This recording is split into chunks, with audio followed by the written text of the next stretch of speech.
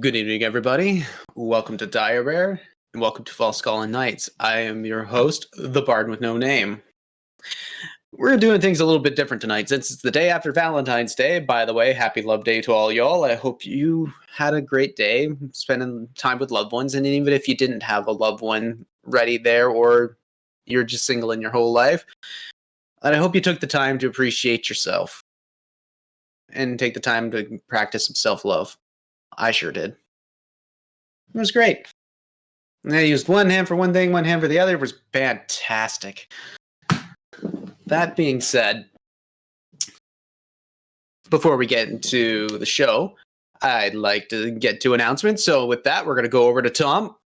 All right, you ready? Heck yeah. Well, thank you, JT, and thank you, adventurers, for once more joining us on Falskallan Nights. Tonight promises to be an intrigue-filled session full of tension, rivalry, and a truly staggering number of southern accents.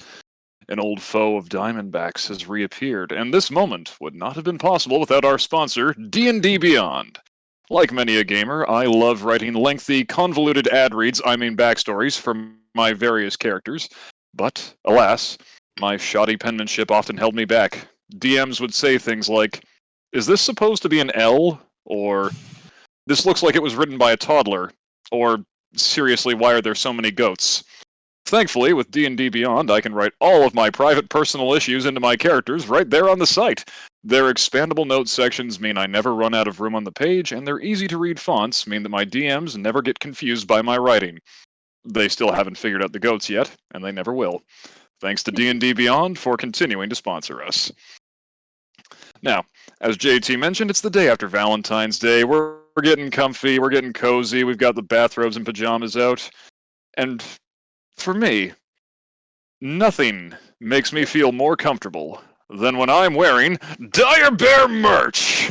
That is right. You can wear your support for Dire Bear anywhere you wish with our fine line of products. We've got shirts, we've got sweatpants, we've got hoodies and mouse pads and more, all emblazoned with the roaring great Dire Bear logo.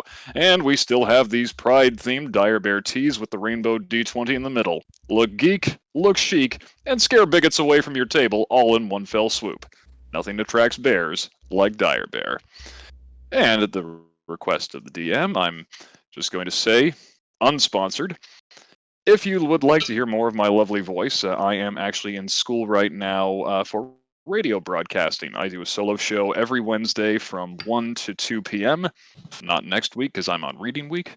But yeah, if you like the way I sound and want to hear me interspersed with some lovely top 40, search up Ignite Radio on Google and click the link that leads to Mohawk College again. Not sponsored, just self-promotion, shameless as ever. JT, back over to you. Alrighty. Well, with that all out of the way, and knowing that everything has Tom's personal issues written all over it, let's get started on tonight's episode of Falskallan Nights.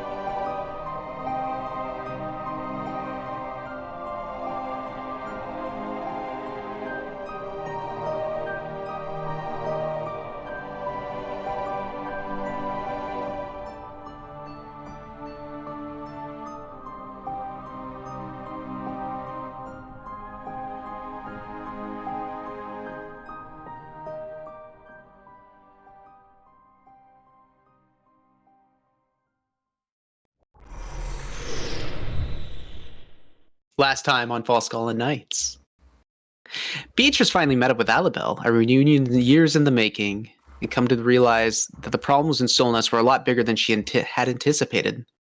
There had been a change to Trollsbane, with Beatrice asking for help and getting to see her grumpy tea again.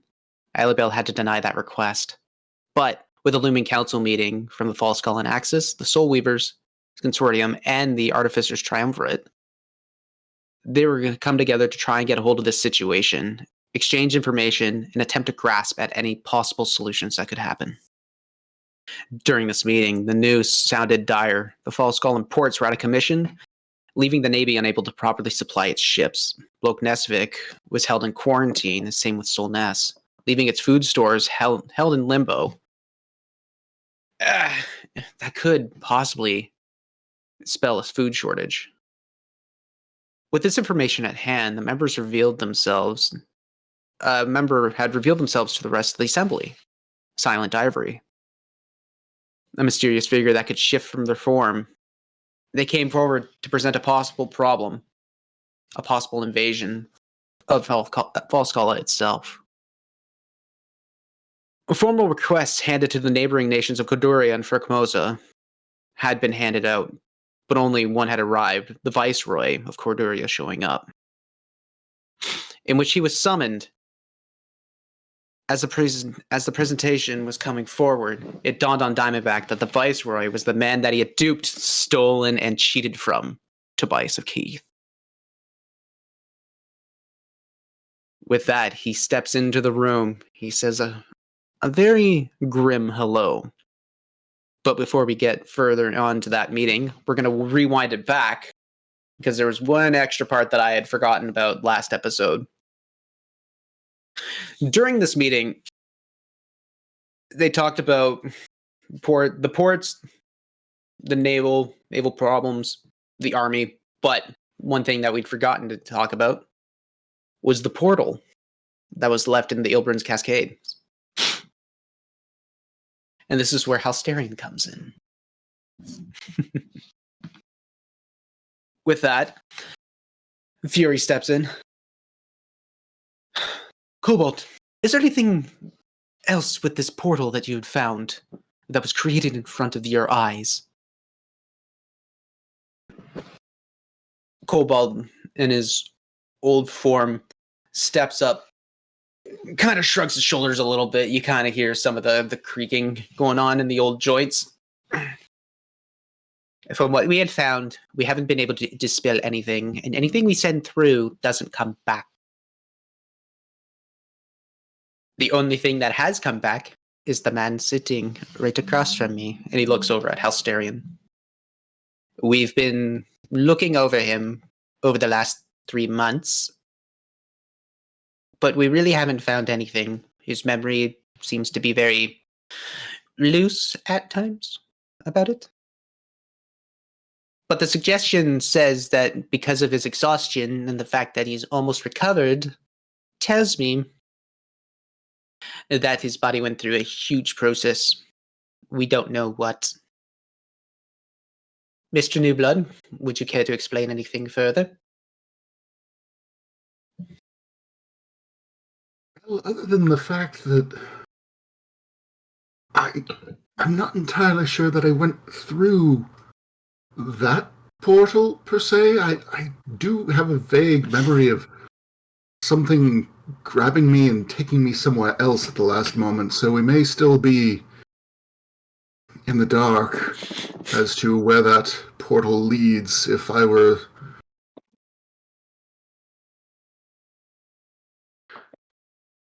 Excuse me, a few of my compatriots and I earlier were discussing, and on the other side, it seems that I may have been taken away from whatever destination of this portal may have been by the Fate Weaver. So you should say the Fate Weaver. Alabel looks up, not in shock, but just as like an eye cocked and a curious. Golden Cavalier, Fate Weaver. I didn't think she existed. Nor did I. But with the memories that I have and the discussions I've had with fellow scholars, there is little other evidence suggesting anyone else I came into contact with. Fury steps in. Have you told anyone else this? And when did you figure this out? That was, stepping back here, that was with,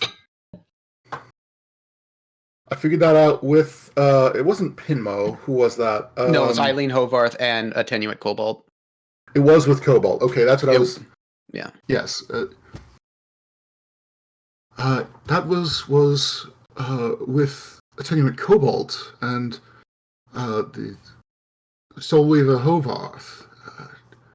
They were the ones who I was consulting over my memory, and they were the ones who suggested it may be the Fate Weaver. Fury looks over to Cobalt. And you left this out of your reports. I didn't leave it out of my reports. I was thoroughly investigating every solution. I wasn't going to give you a half-cocked plan. Fury just looks back, kind of gives a half smirk like, "Here, you bastard." Okay. So you say that you got contacted by a god. There was something else there, much less benevolent. And yes, this god delivered me from whatever problems this dark presence was going to impact upon me. Did you take a good look at him? Them. Whatever it is. The dark influence? My memory is still very hazy of that.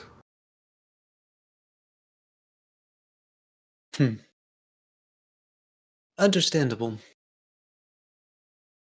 I'm not too familiar with the gods themselves, but I could imagine if you'd seen one, that it was a great honor, but also a great strain. Alabal steps in. Yeah, that would actually make sense to also the physical exhaustion. It's a presence like that is hard to comprehend, especially for our mortal forms. Fury looks up. I will have to talk to you later about gods and the possibilities that are out there. With that being said, Mr. Newblood, you will be thoroughly investigated more, and you will be questioned, but I feel as if you've already helped us out already. Ivory still, as we've pulled back, it's Ivory still out. They just step forward. Kind of walks up, just deadpan staring at you. You say you've met a god, and you met something else, a darker force.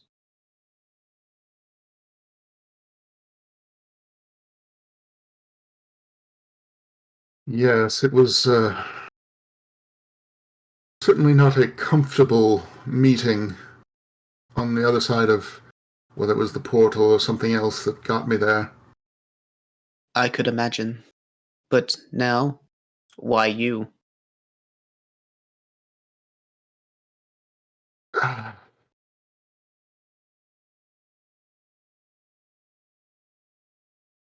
There is a question.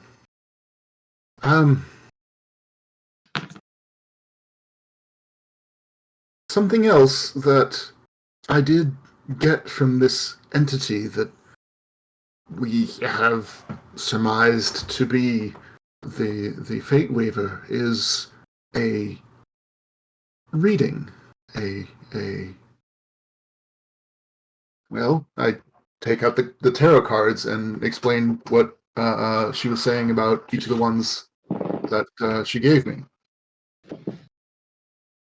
These three here. We have Make sure I have my notes in the right place. Nope, that is wrong. Come on.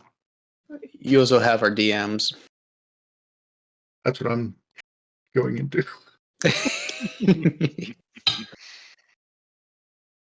Sliding into JT's DMs after Valentine's Day, crafty. It's a serious moment. So,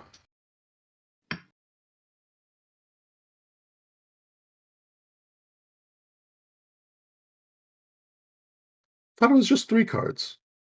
5. It was 5. Well, my mistake. I take out the 5 cards. It's the first one, the locket, which rings true with a few other trinkets we've had around here. But it was... There is a trust around these lockets, and it will be needed around the lockets that we have. The next is a chained man. There was a chained man kneeling in the dark, desperation, but on the other hand, or on the other side, it was harmony, being at peace with the past.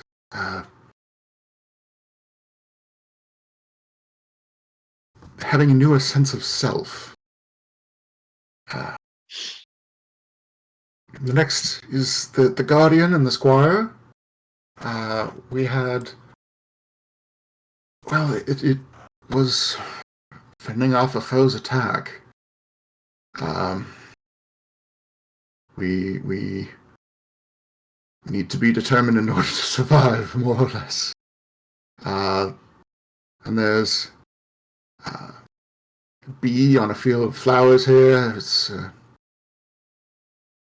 essentially meaning that we need to be, well, I need to be open to new experiences.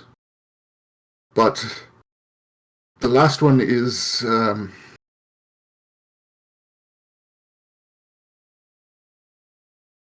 bit more painful.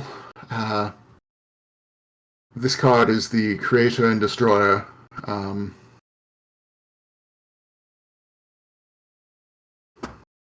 The light that obscures the face of the good, and the darkness that opposes it. We'll be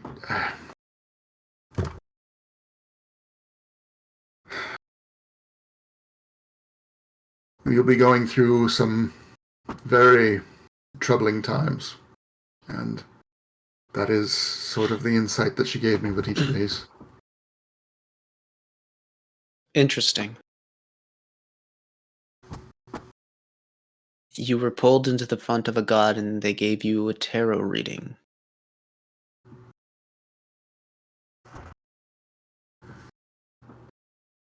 Yes, I thought it was peculiar, but I do have the cards, and they are certainly thought-provoking. May I see one of them, please? Certainly. Yeah, which one do you hand? I will hand the locket. The locket? Mm. They look at the card over. Beautifully drawn and painted. They almost look like the lockets that they have on you. He hands it back.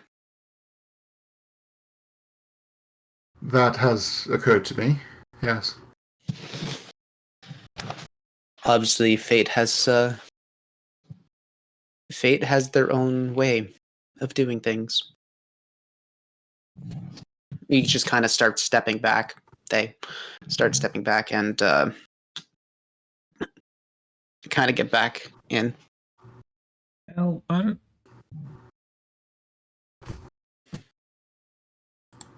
can think of 2 people that the chained man might refer to? Ronith or NC?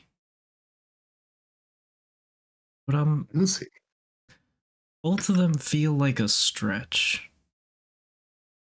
I see less of a stretch with Roneth. He was Cursed. and it seems to be that he was bound here against his will. He didn't seem to be of this realm.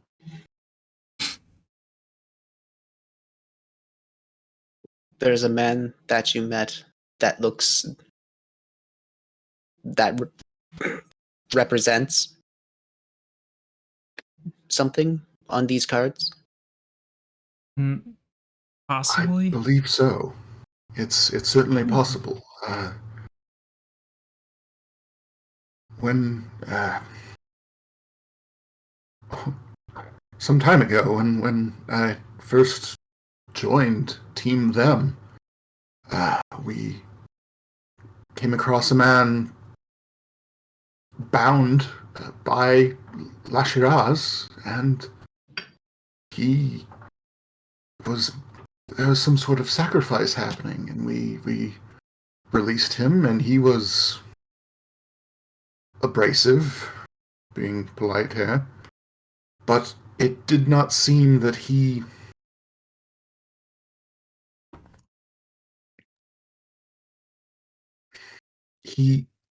there was something. Didn't you see something extra planar about him, Howard? Was that not something you were able to tell, or was that? I gotta check out my notes. Yeah. That was a very long time ago. Mm-hmm. It was.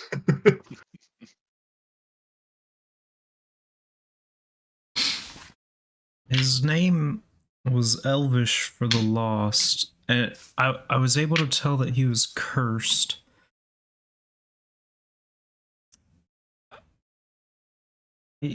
Maybe something extra planar, but it's hard to tell. I couldn't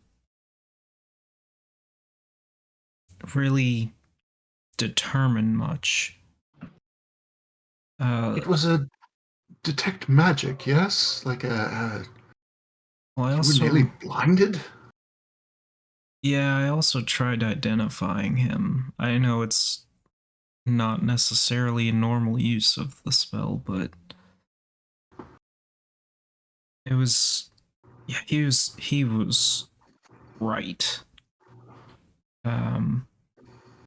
He said he doesn't eat or sleep, which we witnessed firsthand. He doesn't seem to eat or sleep. He doesn't eat because he doesn't need to, and everything tastes like ash. We couldn't heal him, and it definitely felt like there was an outside force preventing me from identifying him. And he doesn't remember who he is. He just knows he's very strong, and he's constantly feeling as if he's being called to the east. Always to the east.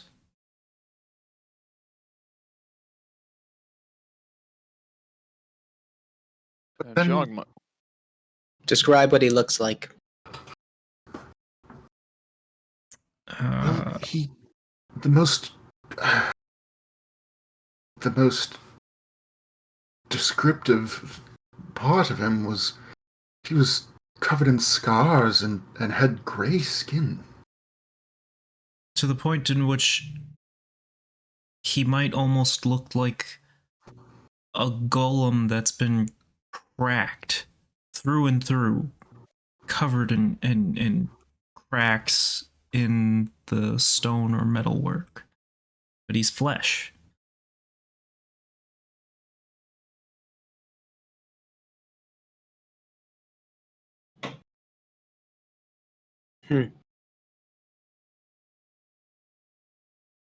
As he says this, Diamondback Gimmer, You had encountered this person. Oh, yeah.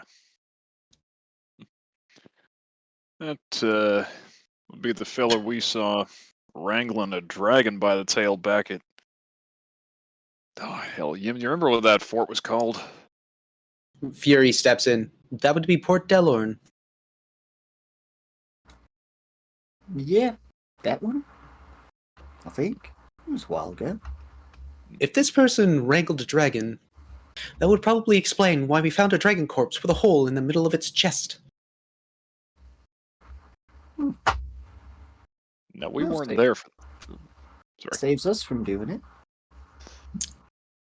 He didn't have weapons. He didn't carry them. Trust me, partner, from the look of this fella, he didn't need him. Grabbed the damn thing by its tail and shook it around. The hole in his chest was bursting outwards. Oh. Maybe it swallowed him and he just burst out. It's pretty badass. Outwards from the stomach? A tenuous kobold steps in. That's what a lot of my scholars had determined. That's a surefire way to do it. Risky. Wouldn't be surprising from him. So Only the dragon's last mistake. So the four of you have encountered this person, and he's represented on this card. So you think. Possibly. That is what I am starting to believe, yes. Yeah, and I think he's probably a person that the cult of Lazarus is interested in, because when we first saw him, he was surrounded by a bunch of them. Is that... They were restraining had- him barely with magic. Yes. Yeah, and we crashed the party. I'm very curious how he managed to get himself captured, though. Well, Some of that. I think Intensity. he said they got the drop on him or something, but they also had that amulet that they yes. were focusing through. That? Yes. Unfortunately, we don't have that amulet to provide any extra information. He threw it in the lava.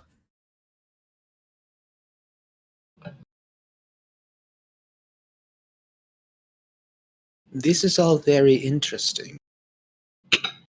As Ivory is just continually stepping back and slowly going back towards Fury's side.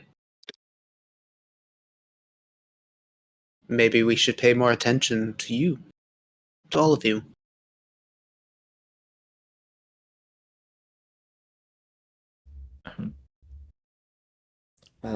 Normally it'd No? be a little strange, but honestly, things keep seeming to happen to us, or we stumble upon them. Although, given at least what a couple of our party got up to over the last few months, you might end up regretting that. Yeah, when I say look away, look away. It's the only rule. They're just staring. What's east? Like, what would you think is so interesting east? Why would he go east? Not a whole lot. I mean, far east here, where we were when we first met him. He did seem like he was heading for the pillars, though. Aren't the pillars north? Well, yes, but there is specifically an east pillar.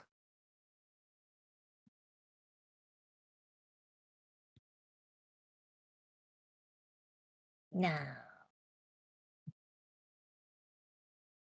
I mean, maybe. How far is that?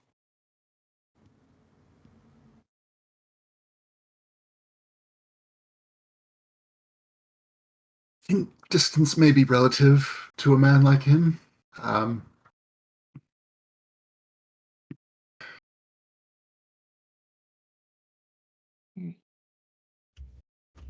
What is the He's name? able to. And Pardon? East was into the Valen Rapids and beyond at that time. Not much over there. Further east would be the old Korharan ruins, and further east than that would be the White Hand territory. the White This- Hand are tied into all this mess, so He sounds like somebody who's tied in with the White Hand, if I had to say anything. I don't know. When we left the port, White Hand were attacking. Now, I couldn't say for sure if the dragon was with them or not, but, well, he didn't seem to be taking part in any of the slaughter or anything like that. In fact, his actions probably prevented more destruction and kept our little party from probably being chased by a white dragon any longer. Honestly, it's very strange that he bothered with the dragon. Bothered stepping in any way, shape, or form. He just wanted to be left alone when we interacted with him. The only reason he cared about the cultists was because they wouldn't leave him alone. Hell, the only reason he stuck with us for a couple of days is because we wouldn't leave him alone. yeah. Oh shit! So you're saying he killed Celadon? You're on a first name basis with the dragon? What? No, the it's just a name. Or you can call it the White Dread. I'm just amazed. That's Are you speaking goblin lore? I heard about this story once. Have I heard it? You're hanging around Spleen. You probably would have heard it once or twice. yeah. I wanted to take down Celadon. That fucker stole it from me. Fuck. I guess I have to go find another dragon. Yeah, it's on the peak of like Feltarok, and it once in a while on its hunting rounds, it can be quite the menace, and it's a very very strong dragon. So just hearing that he just grabbed it by the tail and then whacked it around.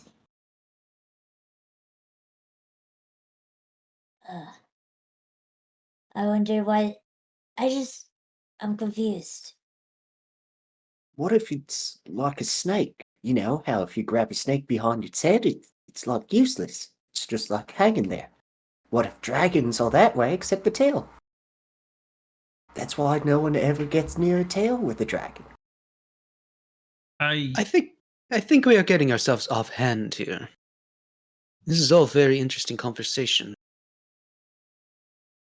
And don't get me wrong, it keeps me curious to know what is out there.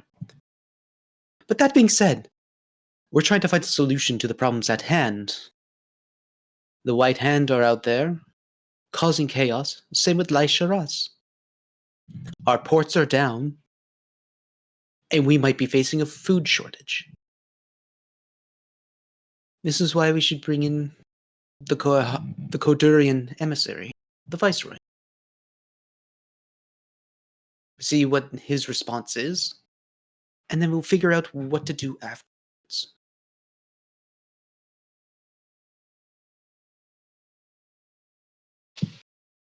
That being said, I'm very curious. I'm sure Ivory is as well. Ivory just is standing right beside him, looks over. I will be questioning you all soon. Oh, goody.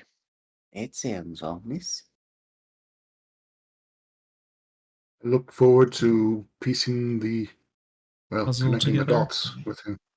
I got a question for you. Ivory. If you got eyes everywhere, why don't you have eyes as like moles? Moles don't have eyes. No, Oh, shut up. I'll explain Not it later, that. Spleen. Well, the other side had spies. Hey, I can help. I'm a spy. Why don't we have spies? we do. And the white hand, they use goblins and like Gelbus, whatever, fancy pants goblin friend has all sorts of, well, we do have the brand. And I don't know how to hide that.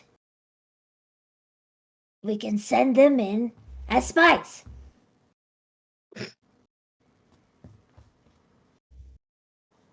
Ivory's just staring Yeah, at you. clapping. Ivory's just staring at you. Fury's about to speak. Ivory, hand on the shoulder. We have eyes everywhere, but we're not omnipotent. What?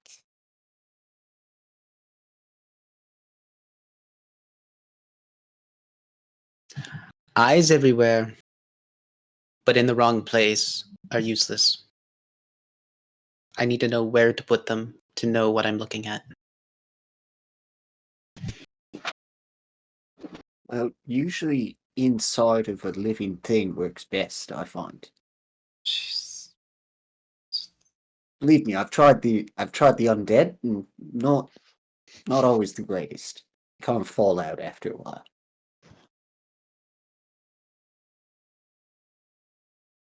Again, Ivory just stares. Like I'm not hearing a no. Just starts stepping back and the form shifts. Now Fury calls everyone in. The big bluster comes in. You see Tobias Keith. Oh, son of a bitch.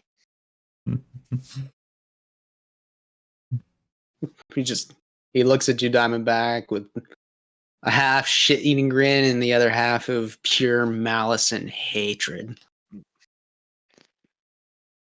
Tobias, you're looking healthy.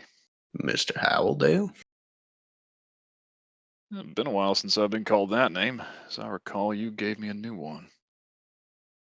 He just keeps stepping forward.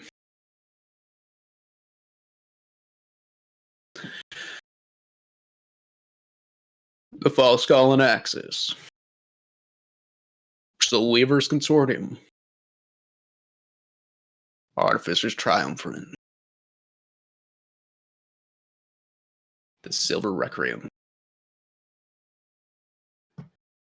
I've come here with a royal decree. With him from King Ultad himself.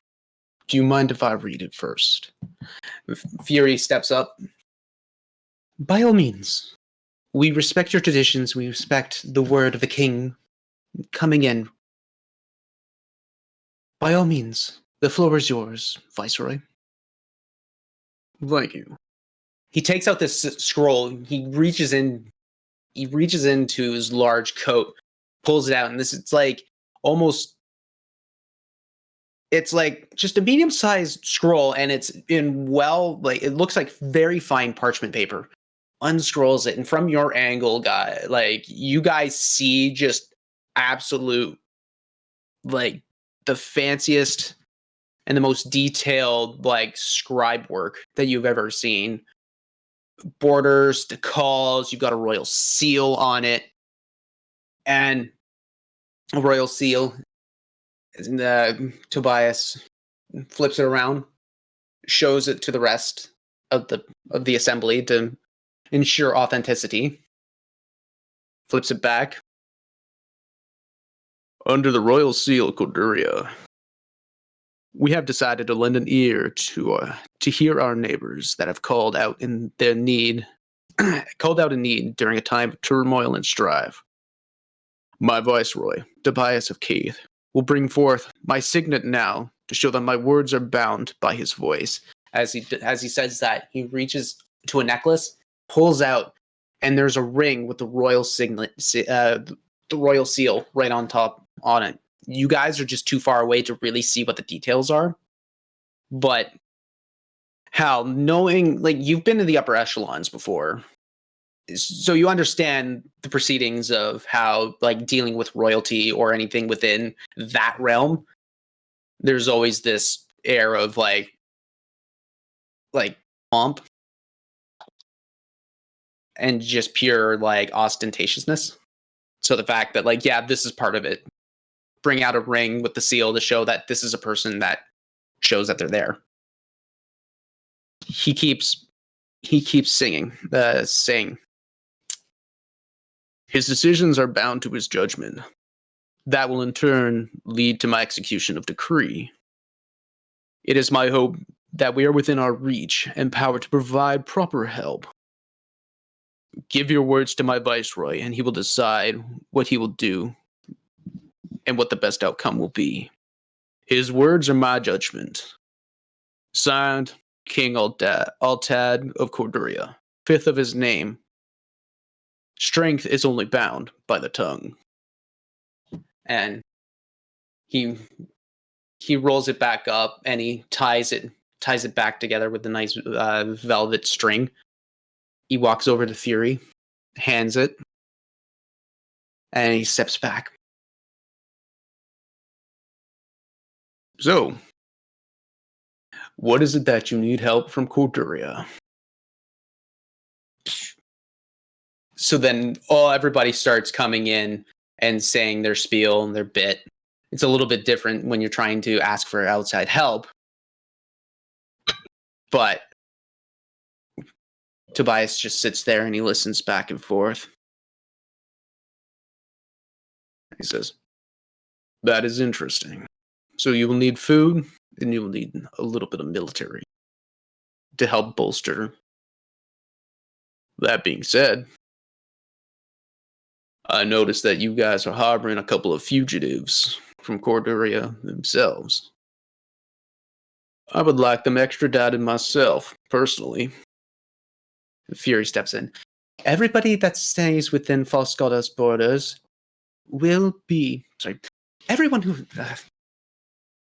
I'm putting a tiny bit Kobold's voice into Fury's mouth now.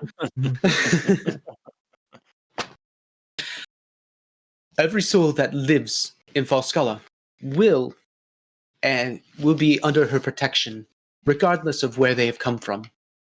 I know all too much of the old ways and how they would throw people out just based on who they are. We vowed that would never happen. And that is why we have this rule. Tobias steps in. So what you're saying is you'll take everybody else's crap. And what you're going to do is going to ask for other people's help when all you have is everybody else's shit. How do I know this is for the best interest of Corduria? Because let's be honest. How can I trust a nation that takes in the criminals of others? For all I know, if I send my boys in, there'll be other nations with hatreds for Corduria within your ranks. How do I know my boys are going to be protected? How do I know that the food is going to the proper place, not taken?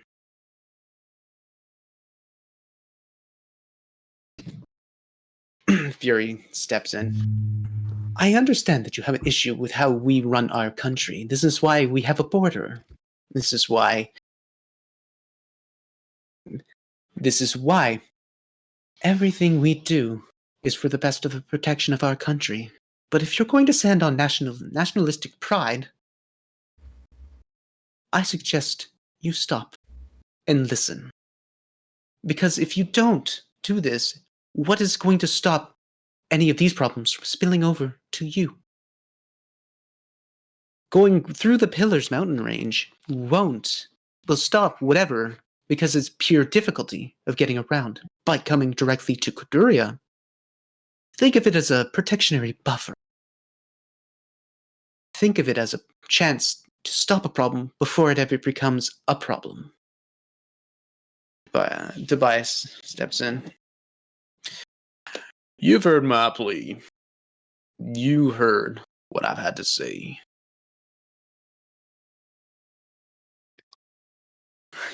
Steps back, smiles half-cocked. I'm the one with the power here, not you. You asked me for my help. I will get what I want. He just steps. But with that, I leave you at B. You have yourselves a good afternoon. He kind of gives a half bow. Boys, let's go. And all the guards start coming into file and rank, turning around, doing like a double line surround Tobias, and then they walk out. Boddick is walking with them. Lee just says in Goblin, spineless soft meat. And the second they're at the door, Diamondback just says, tight-ass fancy son of a bitch. Was he talking about us? Fury steps up. Tired ass son of a bitch. Glad we're in agreement on that. In the interest of showing y'all, and he kind of looks at the colors, the same grace you've shown me, I should inform you, if you're not already aware, that at least one of the fugitives he's referring to is me. Yim, I don't know if he's got anything on you. Okay. Don't remember going there, but, don't remember a lot. Fair. It's not a mushroom.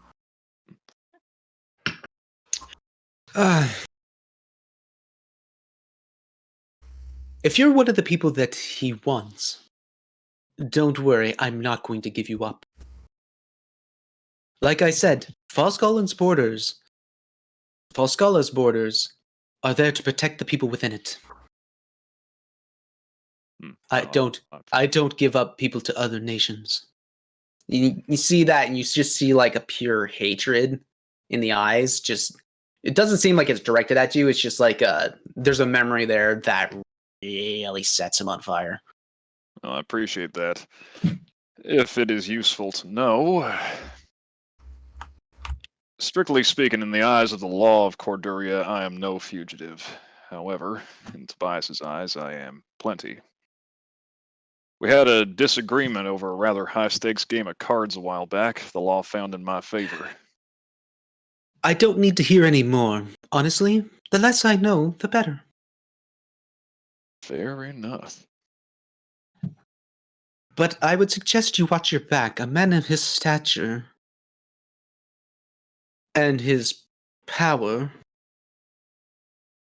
he seems like he'll be stopping at nothing to get at you then. Sure enough.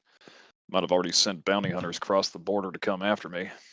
Beatrice here can attest to witnessing a scuffle with them. Yeah, I can agree.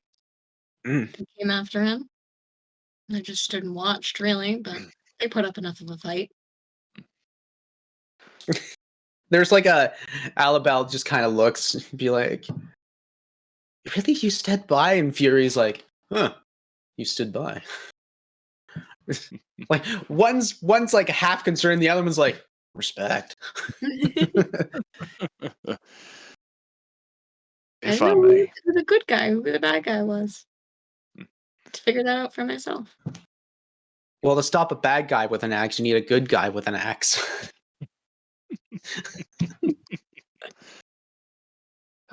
If I may.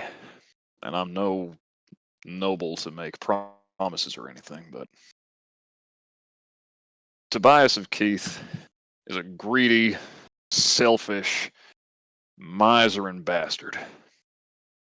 Even if he does end up agreeing to any terms of help around here, He's going to bleed your coffers dry getting the help to you. He's going to bleed the farmers of Corduria dry getting the food out.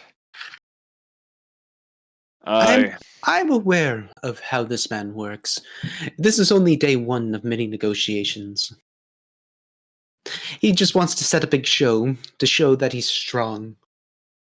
All I'm going to do is let him. And that's where I start coming in and chipping him away from the knees. Well, I would like to see that. I am at first a diplomat before I am a warrior. So, let me do my job. I appreciate the concern. Well, I don't know how many contacts I got left back home aside from my own family, but an old friend of mine, she has noble blood. Don't know where she is now, but if I can find her, maybe I can talk to her about presenting an alternate offer. And kind of turns over to Ivory and goes, "Don't suppose the name Shiren Falar rings a bell to you?" Ivory is still in his guard, like fully shifted back into looking like an actual guard or an honor guard. Sorry. You see the eyes just shift and twinge, as in like there's an acknowledgement, but doesn't say anything. Well, if I ever happen to cross her path again, I can see what she can leverage. Attenuate cold blood comes up. I wouldn't worry about Ivory. They tend to be very quiet. Is there a reason why he's called silent? They're called silent. So noticed. Mm-hmm. Anyway, sorry if I've caused any trouble. Fury steps in. You are the least of the problems. Like I said, the guy's a bastard. I know how to deal with bastards. We all do. We all have our ways. With that, I'm going to end this procession. You all can go upon your day. Ivory, how much time do you need? Ivory looks over the Fury. I will need another day. There's a lot of information to process, and I'm going to figure this out. We'll meet back here in a day. And they start walking off. And Fury, well, you heard the man. Let's go. Everybody starts shuffling around and coming in. Alabelle goes up to Beatrice. I'm sorry that I brought you into this, but I mean, I figured this was probably the best solution. Tell you a secret? I slept with my eyes open for half the time. Tobias used to do that.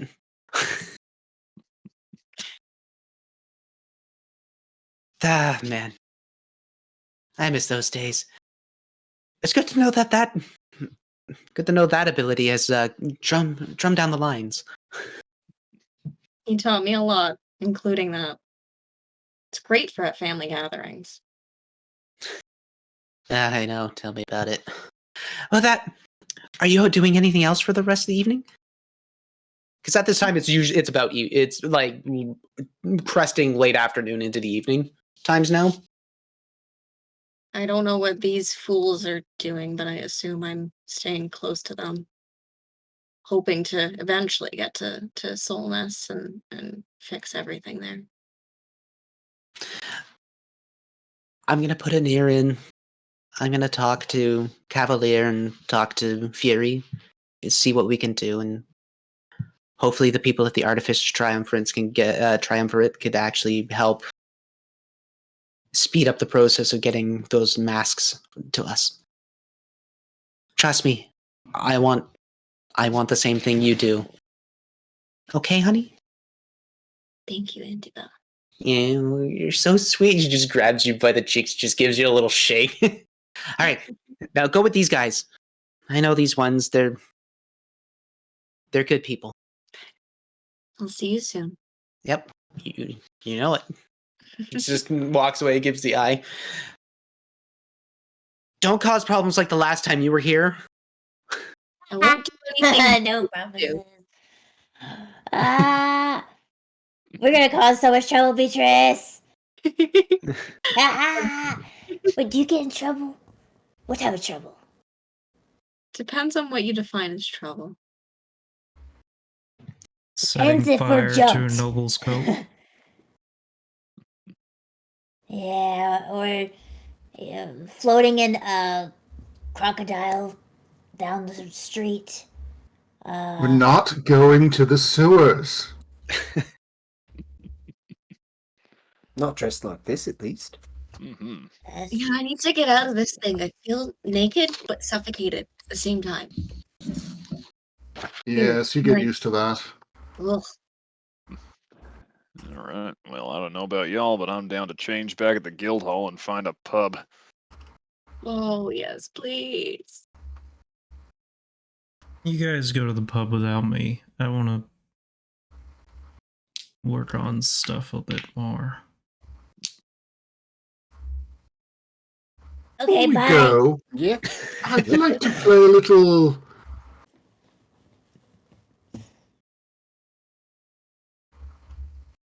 Try and play the Viceroy's game a bit. And I start walking down the hallways and start proclaiming a little bit too loud.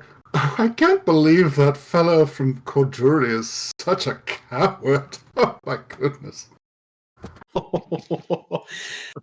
Okay, so Oh, no. you're gonna try and start. You're basically just trying to start to spread a rumor, or better yet, just kind of stir the pot. Yes, exactly. Hmm. So interesting. So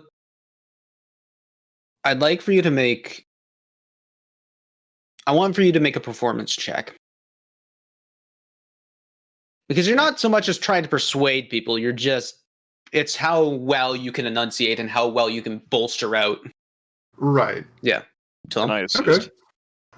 Okay. No. In Because you that didn't case, really it know what is- he was going to do before he did it. Yeah. All right, so what'd you get? 14. 14? You start bellowing this into the hallways, and when you start looking around, there are like some of the aides of the higher ups walking around, or some of the guards just walking back and forth, but you kind of get the feeling that maybe this isn't the right spot to do it. Like the way you kind of did it was you open the door and you start playing the game, and then realize, oh wait, there's a time and a place. Anyone care to take a walk? I think so. All right, so now, okay, so if y'all splitting up, well, who's going what? Who's doing what?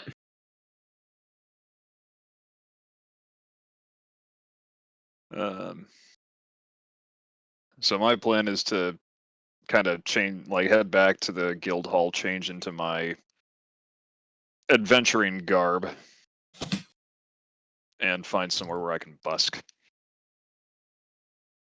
Howard's gonna go change and then hang out in the training hall.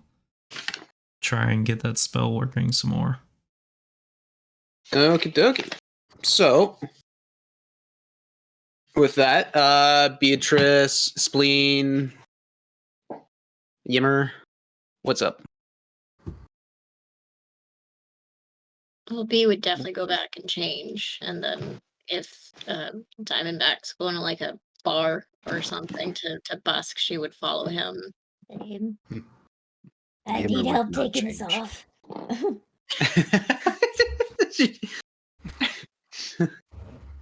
Yeah, you realize that it was a nice design, but the hands are getting kind of too pinchy for the sake of it. It's like, I think the design was nice, but maybe not actually have the nails dig into the breasts. I'm sweating a little bit, so I really am rubbing against this metal. Oh no.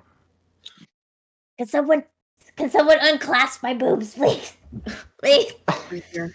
Thanks. Ouch, ouch, ouch, ouch. Don't pull. It's attached to my nose.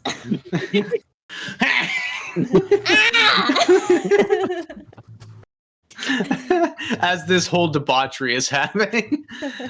In the middle of the guild hall. Yeah, so basically, I would assume like you guys are kind of just walking towards the guild hall as you're trying to formulate a plan of what you want to do. Hmm. So, Halsterian, did you actually are you staying within Castle Onver and just walking about? What's going on? Oh yeah, I'm starting shit. All right, so I'm absolutely starting shit. I'm still fancy. I can play the fancy bitch game. Yeah. okay, so let's Gossip girls. let's roll. Okay, so I would like whoever wants to lead their groups to roll, because I want to just do basically an initiative roll, because in that way that's where I'll pick my order of what's going on. Okay.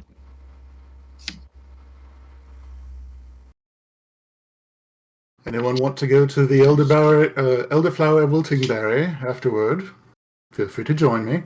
That's in Menestad. Shit, you're right. Oh, I'm very bad with geography tonight.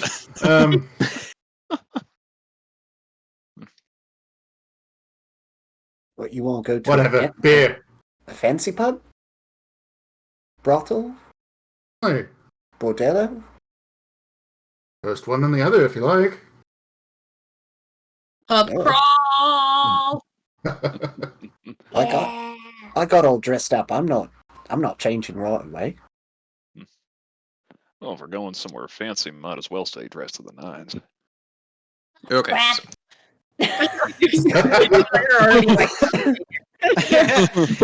Just airing out the ladies. Just walking in the nice cold, in the nice Falskallan winter. There's snow still. It's lightly the way this is going out right now is you guys walked out of the castle and you're walking across.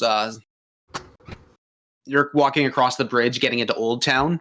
As this is happening, you're actually seeing the sunset right in front of you come down, and it's just beautiful hues of red and orange mixed in with the very harsh cold blues that signify a deep cold is coming. But it's an absolute sight to see, especially on the backdrop of the pure chaos that is Old Town. Yeah.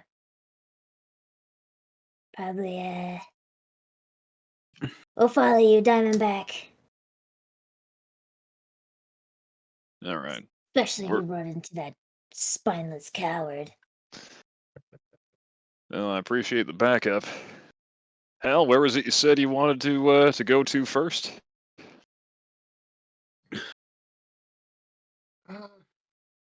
Honestly, what would be the best place for that Hal would know to go to get a rumor started? Well, if you want to talk rumors, Ashhorn's Hollow is full of people who love to talk. The rich part of town, all people have is Right. time, money, and just an ear to lend and a bored soul to spread everything. You know exactly who to really go to if you want it started. But if you want to go to a real high end place where a lot of people go to, a lot of wealthier folk that know how to start spreading some shit, that all they've got time is for gossip, it's the Autumn Song out in Ashhorn's Hollow. The Autumn Song. Sounds like my kind of place. If they don't let you sing there, then, well, they'd have to change the name, I think. Mm-hmm. I know it's winter, but, still, songs. They tend to be accommodating to all sorts of chatter. Well, shall we Oh. then? How likely you think it is that he's gonna have some shit tried on you while he's in town? Oh, I hope he does. To be honest, I'm not too sure. Much as I don't like to give him credit, he's only half as stupid as he looks. I'd like to think that he'd be smart enough not to try anything while he was in town. Like I said, law came down on my side on our little dispute. Strictly speaking, he's attempting to have me murdered. Has been for 12 years. I can't say he has the best poker face. He's got his ways. I guess I'll stick with you guys for now. I'll practice tonight. What's it you're working on? Pull out the crystal conglomeration. Oh. Really? Trying to create something new. Something I'm surprised no one has done before. A little bit of alteration on the classic fireball. Well, I mean, if we get jumped by bounty hunters, you may have a rare opportunity for human testing in an ethical environment. Not quite at that stage yet, but Fair.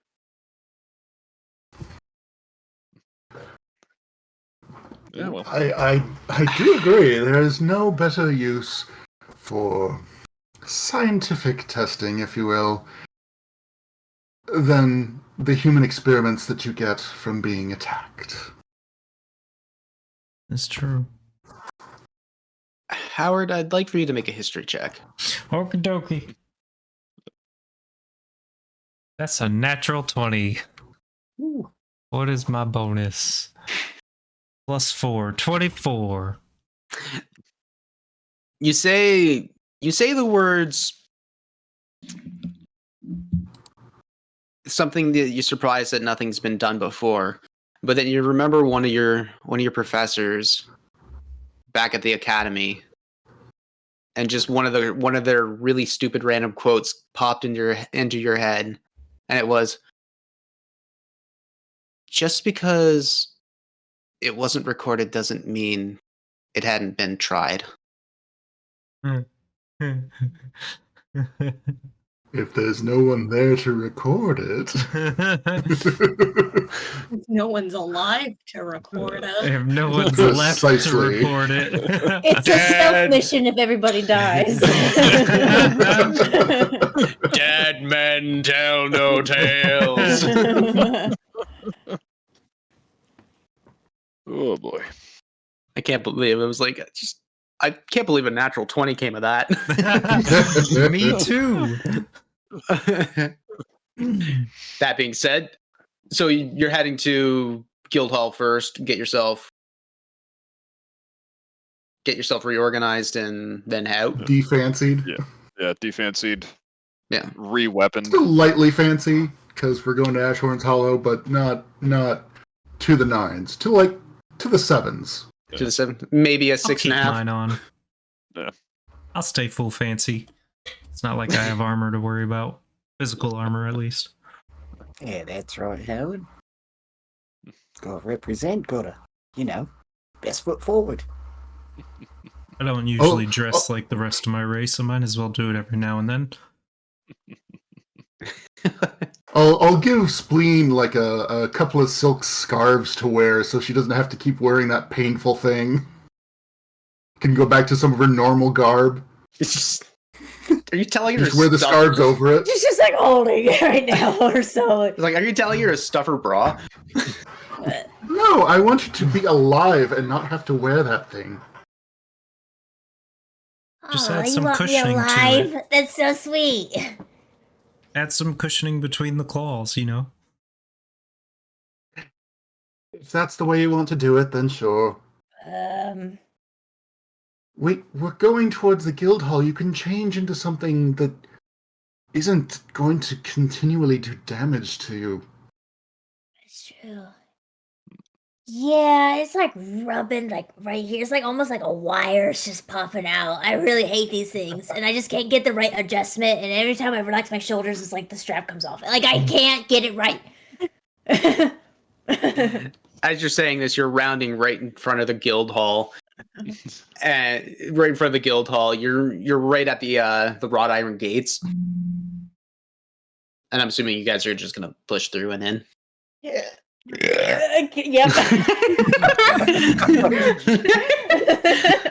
Damn, we gotta get some WD-40 on those gate hinges.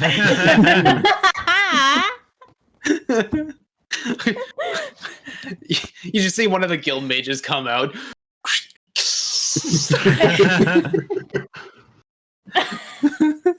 Damn it, Jakey.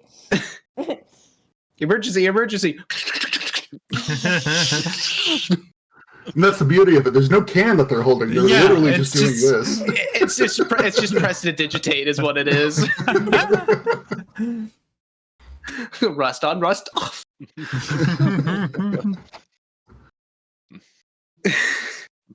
That being said, so you get into the guild hall and you see Libertia still there, she's just sitting there, poncho on with a pipe, just kind of looking half bored, but also just really content with life. Ah, you're back. How'd that go? We had the time of our lives. Couldn't be happier. Would you be mad? Would you be Wait, mad? you got that ability too? Hell yeah. What? You gotta show me. Oh my god. It saves you so much effort. No thoughts, just everyone else can do all that for you. We gotta talk later. If only, my goodness. So so you guys head up and get changed. Mm-hmm. Describe to me the 7s or 6.5s wear that you have on. What the hell? What do you mean? What the hell? You sprung his trap. Now you get to describe your wardrobe.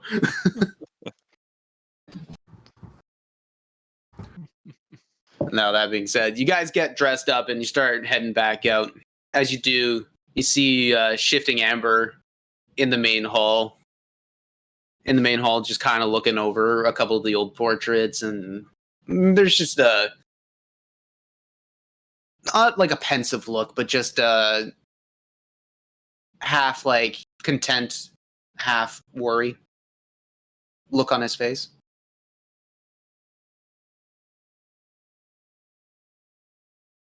You all right, Amber? Reminiscing, my friend?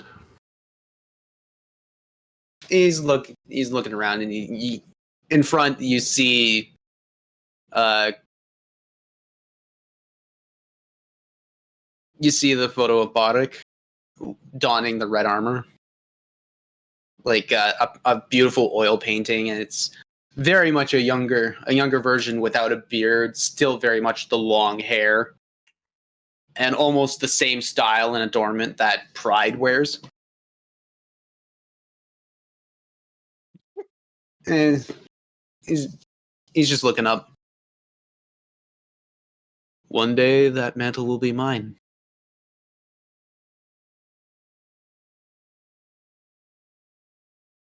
And that worries me.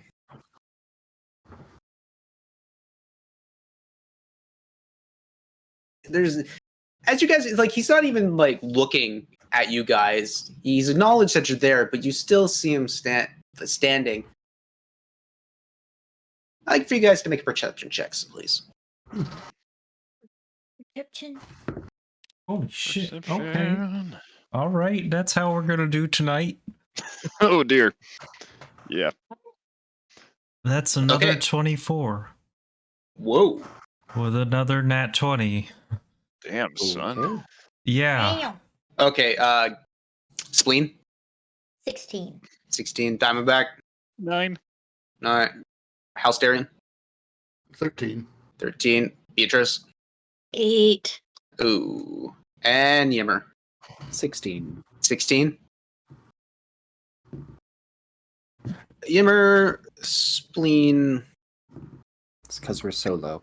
and Howard. You notice that the demeanors actually kind of shifted. Normally, you see Shifting Amber to be kind of sunken in on himself in that naturally anxious look and feel. But you see just like the chest is out, the shoulders are back and relaxed. There's a calm about him that you've only ever really seen once. Do you think he got laid? Twice, actually. Sorry, now that I'm thinking about it. I think he had a really good poop. I'm just gonna smile at him and continue on. As you guys continue on and get to the door, you open up. All you just hear is, "I really did have a good poo," and you shut the door. Yes, no. I know that glow so well. But to have only done that 2 times, what a terrible Around life. us. Oh. Okay, I guess so. It sounds like you guys are fucking perverts. I mean, did you watch the first episode? I mean, we are. You're watching a color as they poop. It's like a toddler walking in on the parent. You pooping? You can do it. Yeah, you can do it. You guys start heading back to Ashhorn's Hollow, and the night, basically the sun has set. You guys have gotten dressed up but ready to walk in the winter's cold. It is turning into be a very, very chilly night, but that being said, there are hot drinks on the other side. There is a determination. You will go.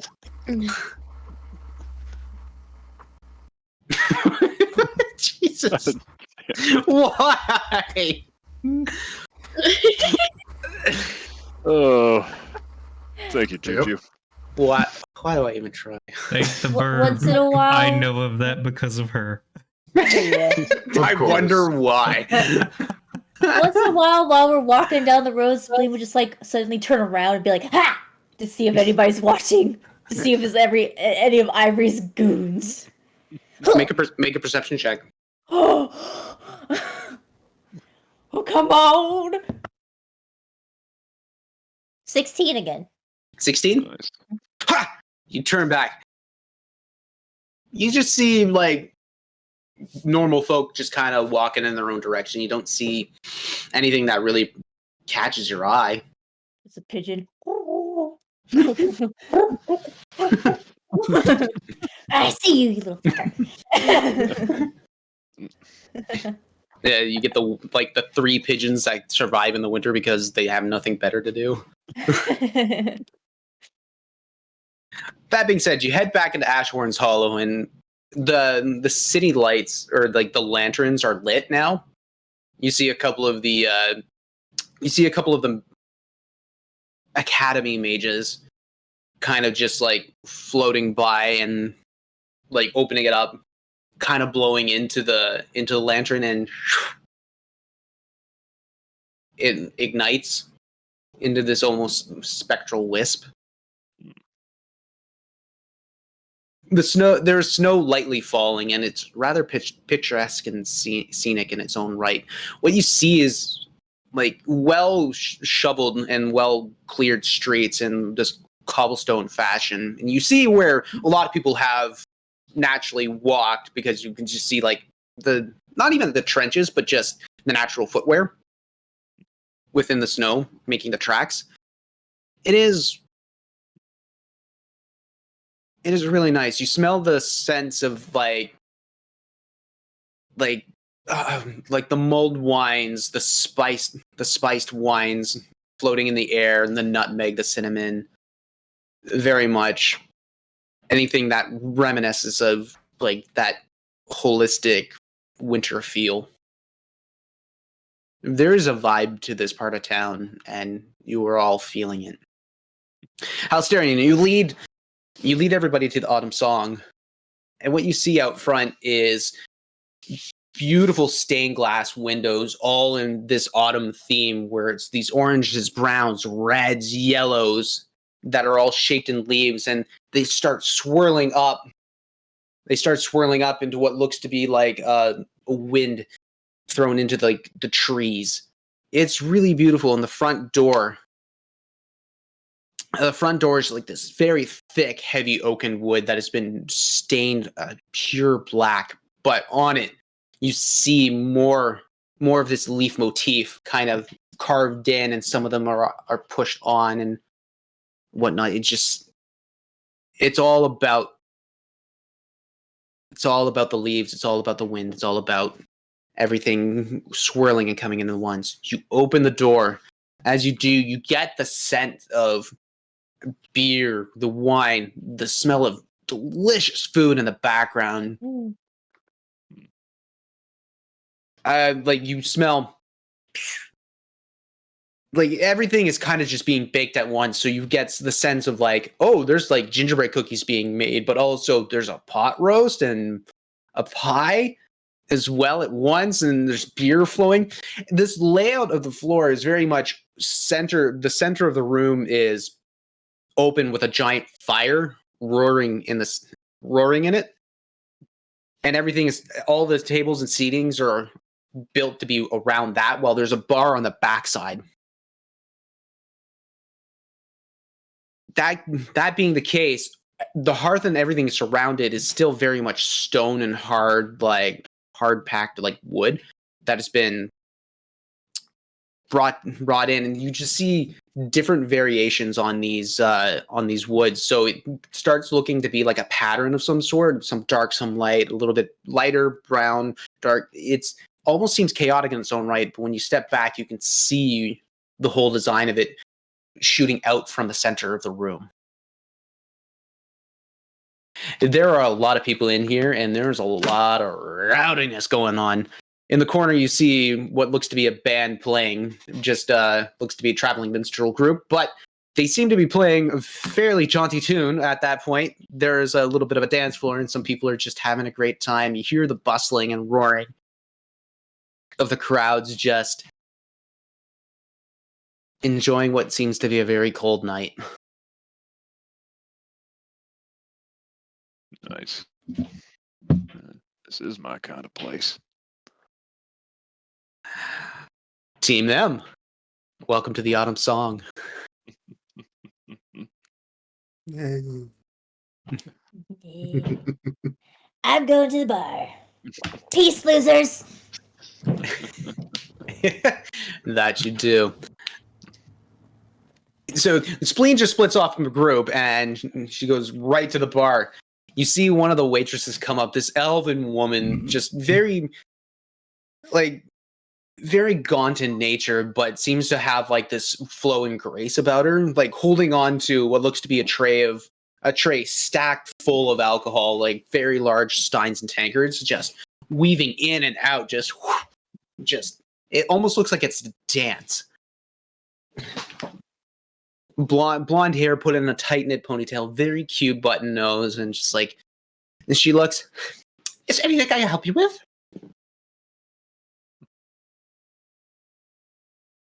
What? Are you talking to me? I'm talking to the rest of the crowd. Oh, yeah. I was like, what?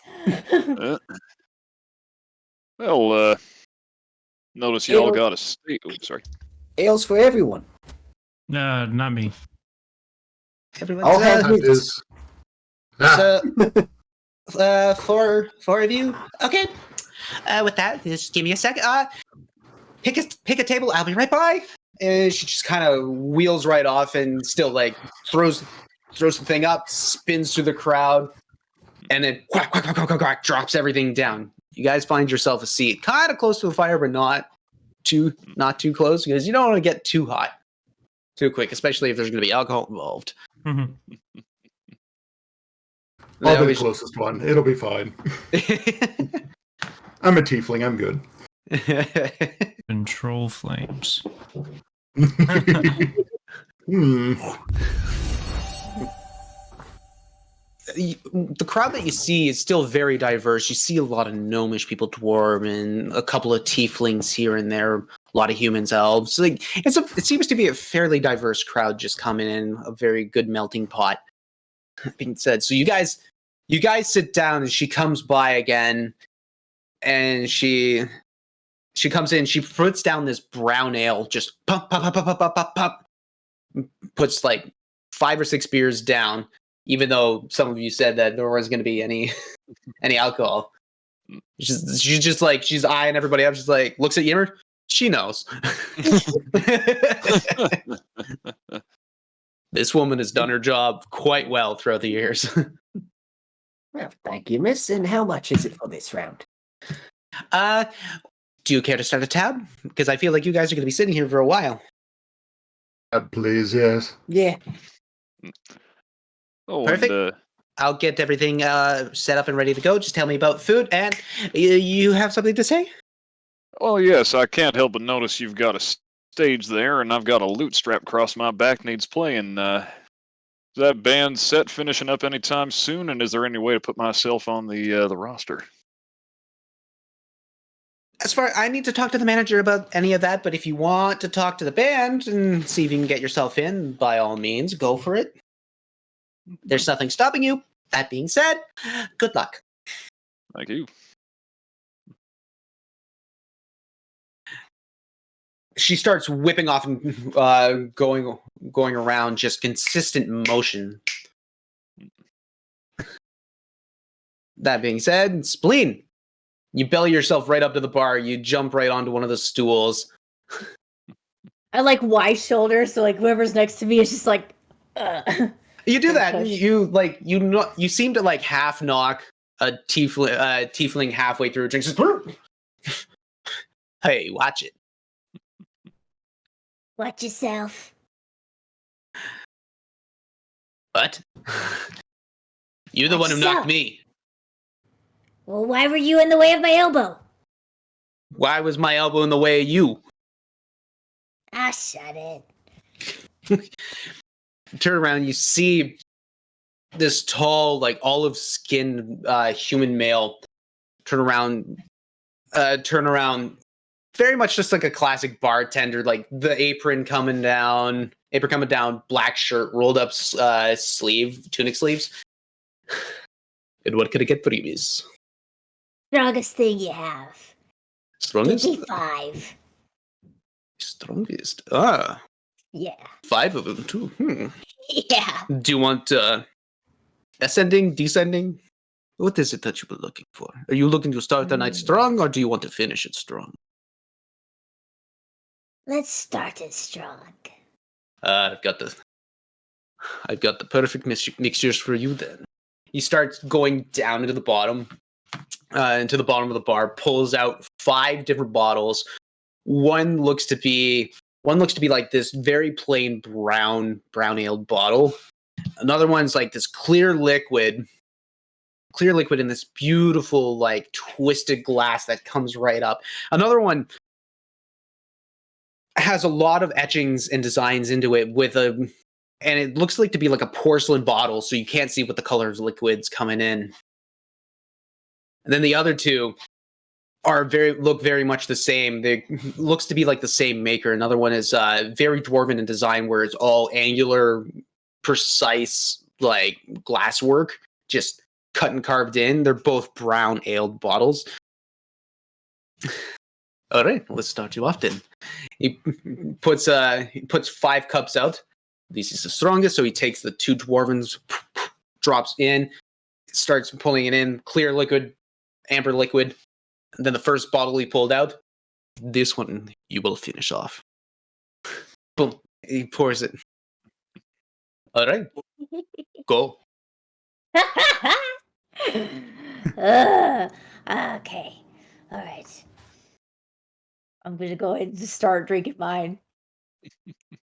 Okay. So, do you do it from? So you do it from the suggested order, or do you do it? The suggested order. You take the first shot, and like I'm assuming you're shooting. Mm-hmm. I lick the side of the glass and take the shot. Help! That's our goblin. Yep. You do that. You feel the immediate burn hit the tongue, go right down the throat. Everything goes numb for about 3 seconds, and as, yeah. So That's what I'm talking about. as you say your first word, you see a little flame just burst out. Oh, that's what I'm talking about. Oh, wow. I look You at the noticed team like, did you this? see that? He's like, "Oh, buddy, you're in for a good night." That's the deep heathen right there. Woo! I gotta show that to Howard. I want to go for the next one. You go for the next one. You grab, and you take. I down it. You down it, toss it right back. It goes again for the next 3 seconds. It goes numb, but it feels stronger. But as soon as the numbness goes away, you start tasting the palate, the notes of like the oak, a little bit of honey in there, and is that lavender? Interesting.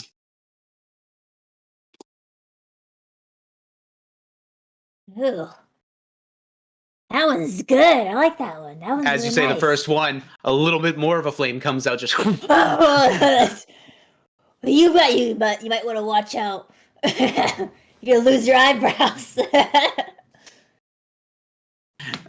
the bartender looks up. Honey, I know what I'm. Do I keep doing that every time? Does it get bigger? Should I aim it at somebody? He just stares at you. Are you going to take your shots? Yeah. What do you think I'm doing? Hold on. Down the third one. You down the third one, the clear liquid. This time it's not an immediate burn, but it comes down to like it starts sweet. You were not expecting that, and it goes down extremely smooth. But as it hits the tongue and it fills the palate out, you start realizing, oh, there's a little bit of a tingling there, and it goes down the throat, and you realize, oh, it's almost like a coating. It almost feels like the best way to describe it's almost like a cough syrup, like a medicine. It's like just almost not thick, but it feels meaty. Yeah. But after about 5 seconds, you're like, oh, you've just this immediate relaxation. Everything's dancing. Like my tongue is dancing a little bit. It's wiggling. I like this. This is nice. I just kind of lean a little bit on Yep. the tiefling. You want to split the next one? The tiefling's looking at you. You're one crazy goblin. He's like genuinely curious, and you see like a couple people around you now are just like, whoa. Woo! Yeah, Alright. I'm going to be honest. If Halsterion can see this and has noticed, he is actually going to want to join in. Make a perception check. She's getting pretty loud, so it's kind of easy to hear. You're getting loud, but here's the It thing. was a nat 20. It's a Let me explain my thing before you just interrupt me. God. This is my game too. I'm allowed to have fun. It's a loud room, and seeing that there's a crowd coming around, but knowing where your goblin is and the fact that there's a crowd going on, you're like, oh, what's she into now? And you start hearing a bit of the revel. You start hearing the revelries going out, and you're like, fuck it. You grab the beer, you set up, and you head out. I'm assuming you tell the rest of the people. Yeah. And B's gonna join. The bee's coming in. B should know that she has received a boon welcoming her to the party, as has the party to also welcome her to the party. Oh, Nice. Chaos. you, Otter. Yeah. Yep. Yeah. Okay. That being said, all right. So third shot is it's a black. This one was the. Okay, you've gone through the amber liquids. You've gone through the Clear. One. one through the clear. What were the other two? I think the other one was a brown. It was like a lavender. I can't remember. It's like No. I'm talking about the rest of them because I know there was a black liquid and I think there was another amber. No, an amber.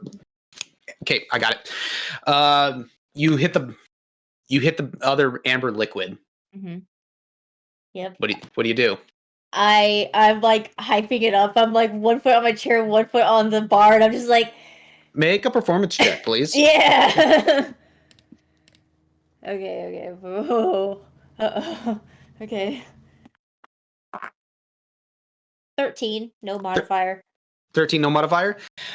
At this point, you're kind of standing up on the bar stool, and the bartender's like, "You be careful, okay?" Okay, Dad. You're standing up on the bar stool, and you have 1 foot onto the bar itself, and you kind of like see him like giving you the eye. Of like, "Please don't make me do my job." And so you take it. Yep, Boom. down it. This is the most medicinally tasting shot that you've ever had. It is like, it's got the taste of like anise and like, it almost tastes licoricey. Oh no. Congratulations, you just got this version of Jaeger, bitch.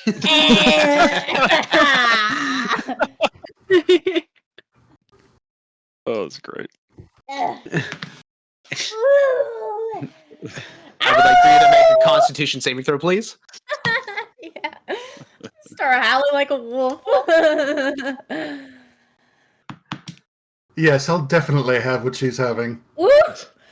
Ooh. I rolled a 19 plus an 8. 27. Yeah, so easy enough. You compose yourself quite well. You're not exactly feeling the alcohol just yet, seeing as you just got in. Mm-hmm. But that being said, this will really be helpful. As you take that medicinal shot, you see Beatrice and Halsterian come in. While this, I'm assuming you guys. So we're gonna role play this just quickly. I'm assuming you guys are gonna be taking the same shots, or you try to do something different. Oh, same shots. Same shots. Let's do Gotta it. catch up. Catch up. So you go to the bartender. You ask for the same shots. He's like, "Oh, you guys are crazy. I like this," and he just he sets them all And up, let sets them them all have all the down. fun. Everybody just starts moving out of the way, and there's kind of like a hype train going on there. As that's happening, Yimmer, Diamondback. So you're gonna try and get your way out to the band. Yeah, so the next time the server's around, I'm going to order a round for the band and Yep. make sure they know it's from me. Yep. Okay, you do that. And I kind of use that as my in if they take notice. Yep. She comes back and notices that some of the beer are gone and that your other party members are in at the bar. She looks causing a ruckus. Of like, are they going to be a problem? Only the good kind, darling. Only the good kind. Okay, it works for me. Better tips that way. Kind of gives a half wink. Just. Yeah. All right, so I assume you said exactly what you just said to me. Pretty much, yeah. Like, can I order a round for the band? Let them know it's from me. Cheap, average, good, best. Best. On the way. And walks out. This will take about a couple minutes for her to get back out there, especially with how the crowd is moving around. Mm-hmm. That being said, I'm going to be right back. I need to go to the bathroom. I've had too much liquid. Let's go on break. Let's go on Hydration, break, why? guys. Yep. Okay, starting break. We'll be back. We'll be back in 5 minutes. Don't need that much time. Cool. See you soon.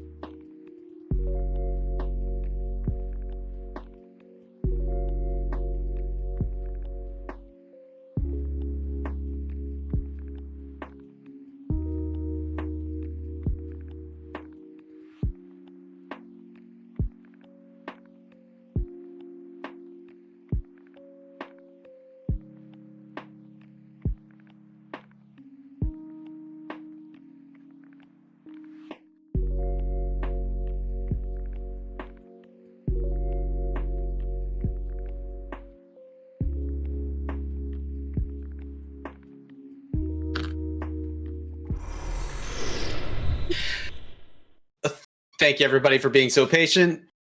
The DM had drank a lot of liquids and therefore had to pee. That being said, we're going back into the future shenanigans of everything that's going to happen with these players. So, with that being said, Diamondback, you sent some the best refreshments out into the band.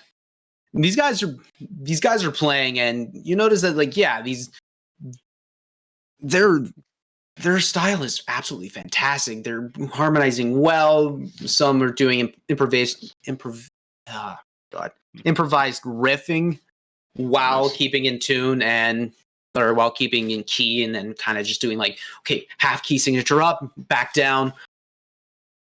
It's rather fantastic just watching the professionalism that come in. Like, you're good at what you do, but this is technique on a whole nother scale. That being said, the beer comes in. She kind of just like puts it on everybody's stand, and these guys they kind of look half confused, and she points you out, and they're like, "Have not." I would like for you to make a persuasion roll with advantage, please. Ooh, thank you. Alrighty. All right, that is going to be a 25. 25. Woo! Yep. Nice. With the nod, and like you kind of give the half cock back, and they look and they're like, respect. Yeah. Like the pure respect going on there. Nice. And they keep on playing because like they haven't stopped since you guys got here, and at this point it's been about 20 minutes. And so they stop a song, they'll get themselves reoriented, and then go to the next one, or they'll change out whatever instrument they get into. That being said, so you guys are just gonna sit there and wait for your moment. I'm gonna artist respect. I'm gonna wait till they take like a proper. Okay, we're gonna take a set break, and we'll be back in 5, and kind of use that as my opportunity to say, hey, I like your sound. You got room for one more up there for a song or two, that kind of thing. So, like, not interrupting them in between songs, but wait for a proper pause. Roger that. And yeah, so you're gonna sit there, and you just kind of realize, okay, these guys are playing, but you can't really figure out when they're gonna call their break. So you're just kind of half paying attention and having a chat with Yim. Yim, is there anything specific you want to do? Well, I think Yim would just kind of, keep an eye on Diamondback. Like, not really make it obvious that he's keeping an eye out. No. But, just kind of wandering around, having a drink, having a dance, seeing if there's anyone willing to, make a little dance, make a little love, do a little more tonight.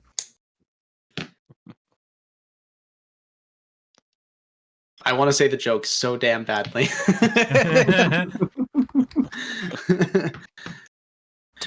So, seeing as I'm running this damn game, you ain't getting laid anytime soon.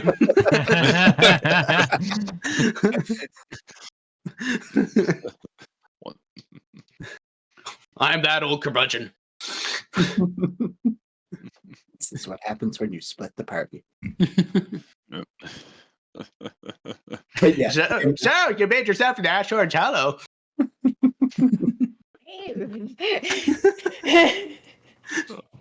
So yeah, Yim would just be keeping an eye on Diamondback, making sure there's no ne'er-do-wells. Yeah, okay, so then I would like for you to make both a perception check and an insight check. This is just generalization of the crowd, just kind of being like, okay, this is what I see, but now is this exactly what I'm thinking, or am I whatever? Okay, so 2 separate rolls? 2 separate rolls. Okay, black is perception. Perception. That's gonna be a 22. 22, right on. And an insight. That's gonna be a 15. Perfect. So, you're looking at the crowd, and you're kind of just generally giving a sweep. You see a couple people kind of like they look like they've already been in their cups, just kind of like wobbling back and forth. You see a couple very lovely ladies as well. And you're thinking, okay, mark the ladies, mark those guys, mark those. You start picking off just a couple of select people that really look like they could either do some really good damage and whatnot.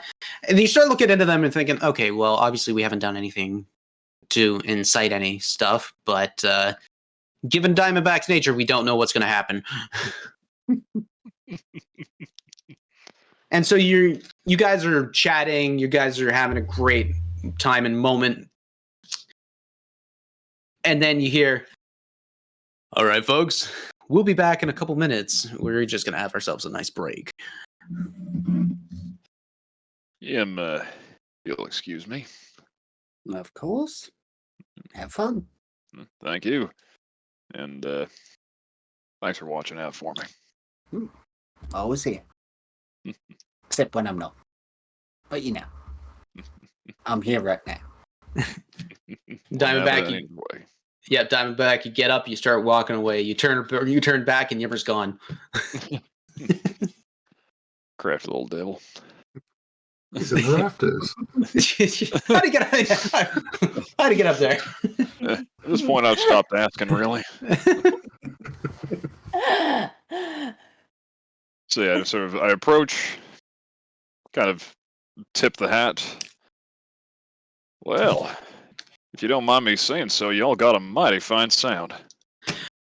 They turn back, and you see a high elven man, very like sharply pointed ears, very fine clothing. He's got like a layer in his hand, and he's just kind of half plucking it, just kind of jauntily doing it. He turns back and he gives you this beautiful smile. Just, I appreciate the beer.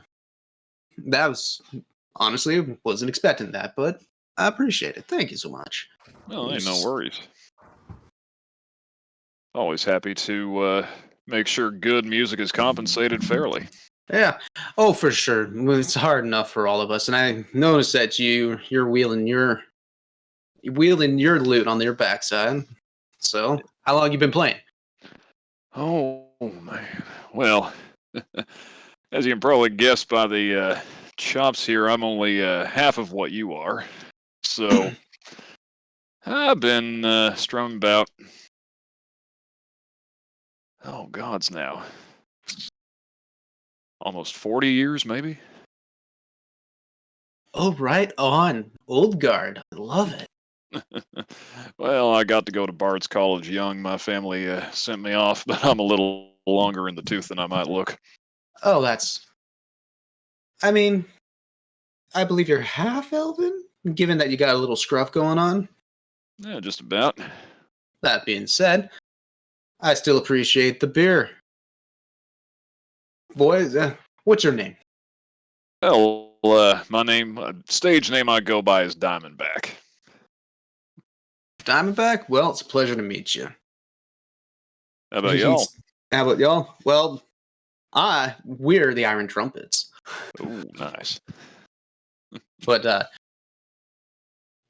my name is Anlo.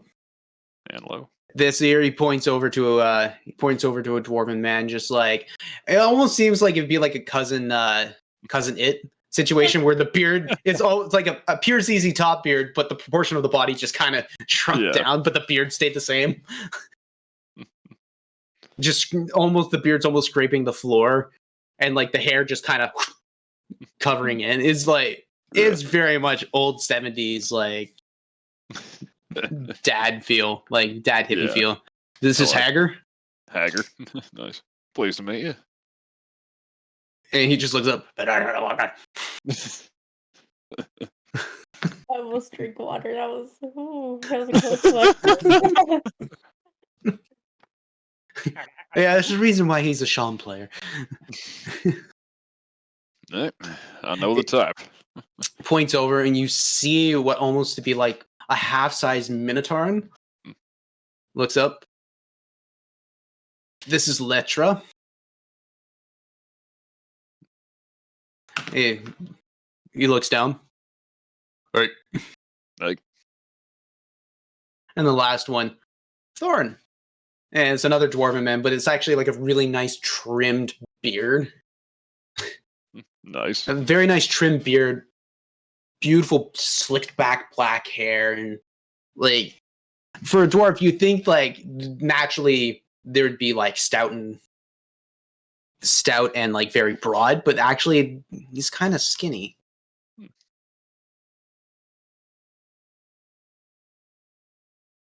And he just looks up. Thank you for the beer. It's my pleasure. Looking forward to hearing y'all for the rest of the night. That said, if it ain't too much of me to ask, I know, groupies can get annoying and whatnot, but, well, if y'all got a spot for me to join in for a song or two at most, I'd be mightily honored to join you for a bit. Enlo looks at you and he's like, I appreciate the beer, but I actually need to hear you first before I can bring somebody random onto the stage with us. Right on. So what your weapon of choice is obviously the lute. Mhm. I can bring mine out. Try and play a little together to see what's going on. Yeah, sure thing. The So I dueling banjos. pull the lute and You goddamn right. This is where I'm going. tune it up. All right, let's start nice and simple. Okay, make a performance check, please. All right. Ooh, nice. That's a 28. So you start playing and dueling lutes. Lutings. I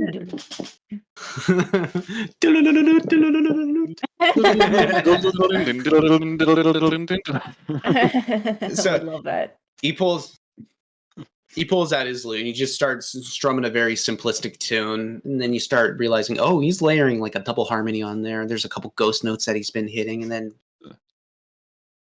as he starts hearing what you're playing and like, oh, you're going this hard, this fast. Okay, I see how it is, and you kind of just like, you just start going faster and faster. It's like, that was good. Let's try to see if you can catch up to this. Roll again. All right. Yeah, he's pulling that one tough on me. That's only a 15. It's only a 15. All right. So he starts taking off, and you're having a hard time trying to keep up. But at this point, you're noticing that there's a crowd kind of just coming in. Yeah. He's like, I see. Cordarian style. Only way I know how. Yeah.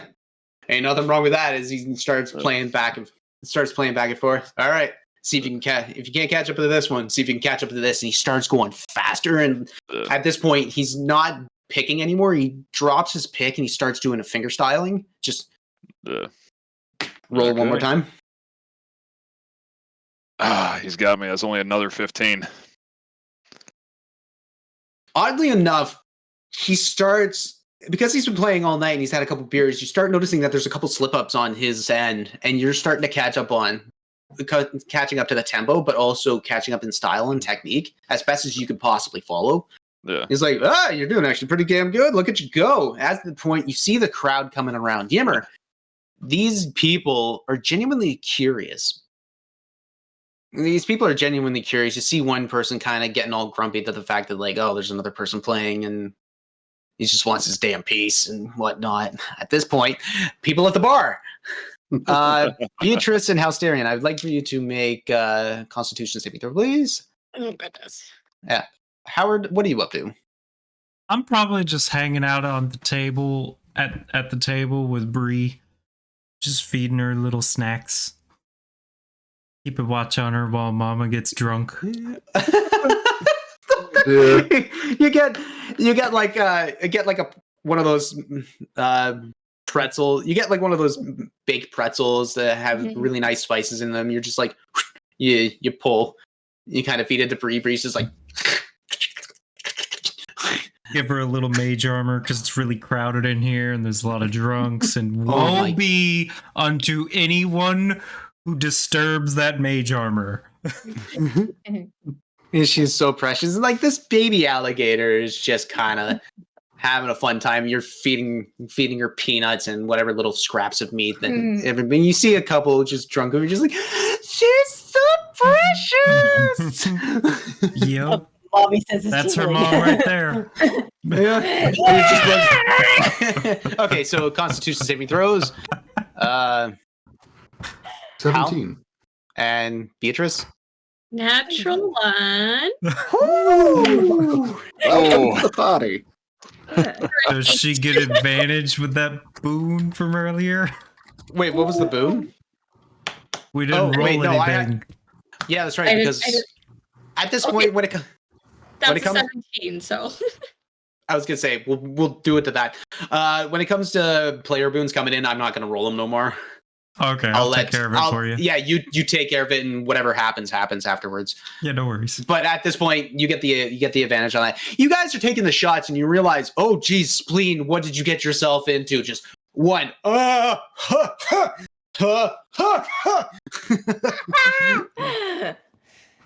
But at this point, you're not like 5 shots in. You're about 8 to 10 now. Yes. You're If going I take hard quick. If I can't take this other one, will you take your shirt off? I'm just pointing at some random people. I don't even know. Everything's blurry. Body shots. Jesus Christ. Oh. Okay, so we're gonna go back to we're gonna go back to the story. But you guys are actually having a really good time at the bar, just back and forth, and there's a crowd just kind of like cheering you on. You kind of like, you know, you're doing the one shot, you follow a shot, follow another shot. These people are kind of just, go, goblin, tea. You guys are going. During this time, Diamondback, make one more performance check, please. Alrighty. Oof, alrighty, that's a 23. 23, nice. Yep. As he starts realizing he's making sloppy mistakes and noticing that you're actually keeping up to pace, doing your own different stylings and whatnot, and kind of complimenting and harmonizing with what he's doing.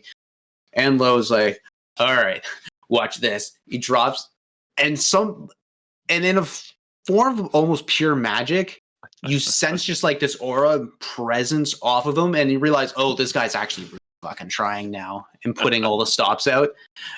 As soon as he hits one of the notes, you feel like there's an unnatural reverb flowing through the air, and then everything else. And at this point, you see everybody else around you just kind of like sway back and forth and realize, oh, this guy, you recognize that, like, oh shit, this guy is actually mesmerizing the crowd, doing what would be a hypnotic pattern.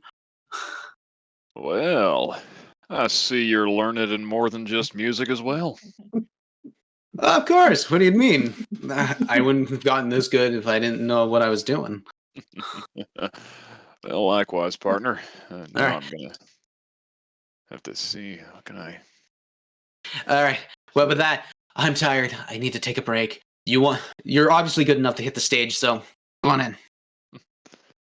All right. Well, before I go up, this crowd, you gonna want something just as rowdy as you were doing, or maybe a little slower, a little sweeter? Well, you seem like you know what you're doing. At this point, it comes down to dealer's choice. He's like, all right, boys, let's go. And they all just get off the stage. And they start heading to where they dropped off their equipment. And they're just like, they sit down and they start resting. Yeah. So I just kind of address the crowd. All right, well, And evening. Thank you. Evening all, I'm happy to be here. Let's give it up one more time for the Iron Trumpets, please. woo! Everybody just starts, woo! Wow. Been kind enough to let me take over while they're getting some much-deserved rest. I won't keep you long, but, well, let's make it a good time anyhow. And I kind of start strumming up a nice kind of foot-stomping sort of edgier song, and just sort of as I'm singing, I'll point out to my friends at the appropriate moment. But, I ain't ever been much for falling in line. Got an eldritch fire in this heart of mine. I may look crazy in others' eyes, but my friends don't mind. Could be a dungeon road. We could be trapped inside a warlock's dream, and I don't even know where this adventure's gonna lead. It's a mystery. Oh, well, ain't life a trip? No, it don't get better than this. Yeah, all right. Roll a performance check, please. Thank you, thank you. Yep. That one is another 15, alas. Another 15. Easy enough. You're singing along, and this crowd is just really right into it, and it's just, like, they're just happy and having a really good time. Just enjoying everything. You realize that this may be not the most attentive crowd. Yeah. Hey, if they're having fun, that's all I care about. Also, low-key 15 is the lowest I can roll without failing. Yep. Oh my gosh. Yep. You realize everybody just starts clapping. They're like, another!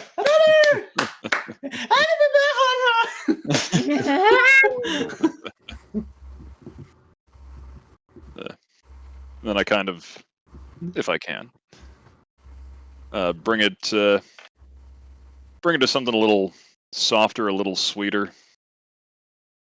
First sip'll make me smile. My friends all do their best. Drink and mingle like I'm single, but I just don't feel it yet. When that bourbon hits my lips, it's got the comfort of a kiss, but only for a moment or two. What the whiskey won't do is hit me strong enough to forget about us, and I've had a few, even 100 proof. No, it can't change the fact that I can't get you back. Oh, it's true. What the whiskey won't do is get me over you. Make another performance check, please. All right. Ooh, that's more like it. That is a 24. Nice. As soon as you hit that last note, you see a couple of tears in a couple of the lady's eyes, and like there's a couple already just making out hard in the corner. It's like there ain't nothing like a good sloppy drunk makeout. Yeah. So yeah, I just kind of let that song sort of flow out, and I don't overstay my welcome. There you do that. Enlo comes up and he just says, buddy, that was fantastic. 40 years, right? 40 years, give or take. My math ain't that great. Doesn't matter. It's all about the heart, right? Exactly. Well, you sticking around Onver for the next while? Certainly seems that way. Kind of pats the studded leather. As you can probably guess, music ain't my only line of employment. Oh, I get it. I get it. You gotta entertain. Gotta entertain the troops. You gotta make sure that your squad comes back, right? Pretty much. And I kind of indicate everybody over at the bar. Yeah. They look after me. I look after them. You see Letra just look up. Bee's bench pressing spleen. I was just about to say, like, you hear Spleen yell, Bee, catch me! You dirty dance this shit. Oh, yeah. I can fly!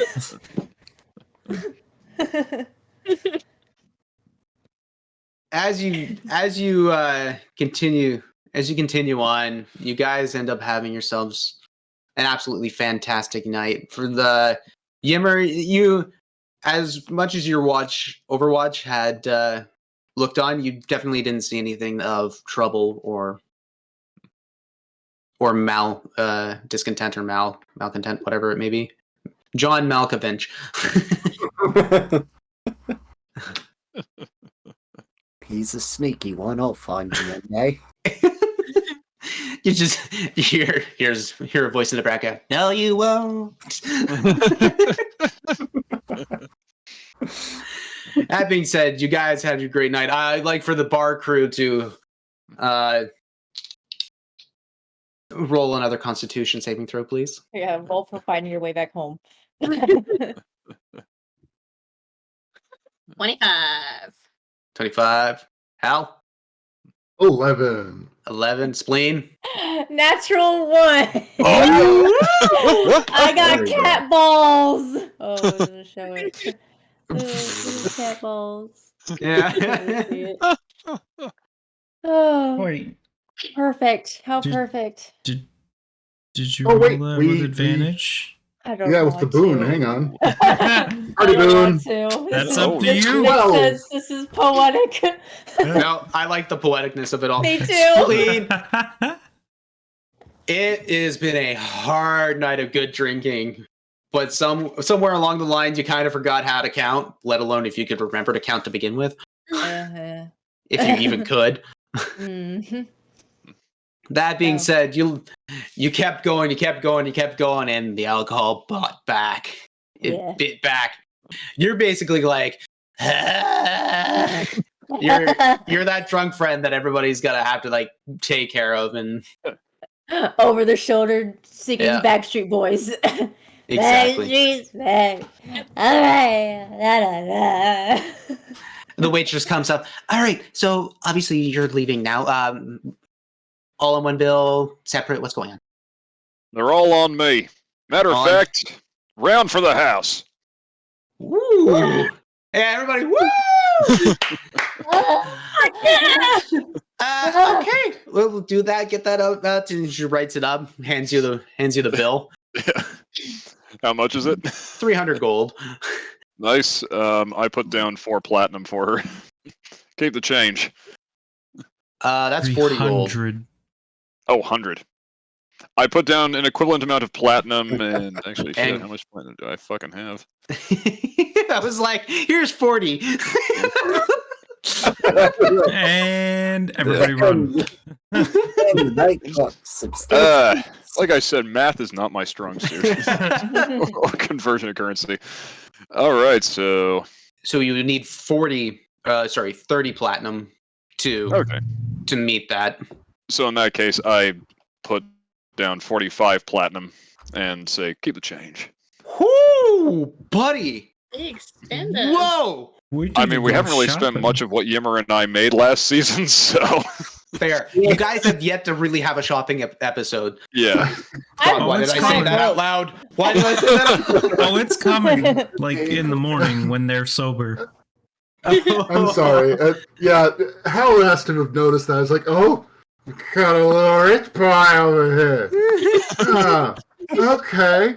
I see how this is. All right. And now that Hal's drunk, B's gonna look at him and be like, weren't you trying to talk shit about somebody? I mean, this is a lot more fun. Don't you think? This is pretty fun. You guys start. FP. We already had a break. Oh wait. You guys start heading back into the guild hall. It's not terribly far. It's still a bit of a hike, but the fact that you guys kind of did what you were planning to do and ended up getting massively plastered.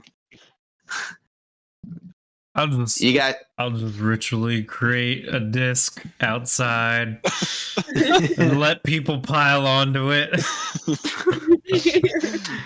I feel like you're like the Calvin and Hobbes painting, just driver. like you're just pulling somebody from behind on a sled. Yeah. And floating disc is ready. Everybody get Oh, on no, to it's, what's on. It's Winnie the Pooh and Piglet. That's what I'm thinking of. I can walk. I'm okay. I'm good. Walk. She tries doing like this straight line thing and is like stumbling all over the place. Yeah. All right. Anyone who thinks they can walk, can you tell me what direction is up? North. Oh, It's Roll a left. d4 for damage there, Hal. Okay. Don't actually do One. that. I'm actually just. I'm It's making. 7. still carrying spleen. You guys are stumbling Fire back, and next to your eventually you make it to the guild hall, and you open up the front door. You see Exus just kind of chatting up Libertia. Yeah, honestly, since Pride's gotten back and met her dad, she's kind of calmed right down, Libertia. I thought I'd at least get a couple more days of her being stressed as all hell. What can I say? It would be that Goose. Hey, oh God, Drunk ones. Yep. oh dear God, come here. Let's see if we can help you guys out. Oh, Spoon and I are just singing Backstreet Boys at the top of our lungs. oh, God. Shh. Back, grades back.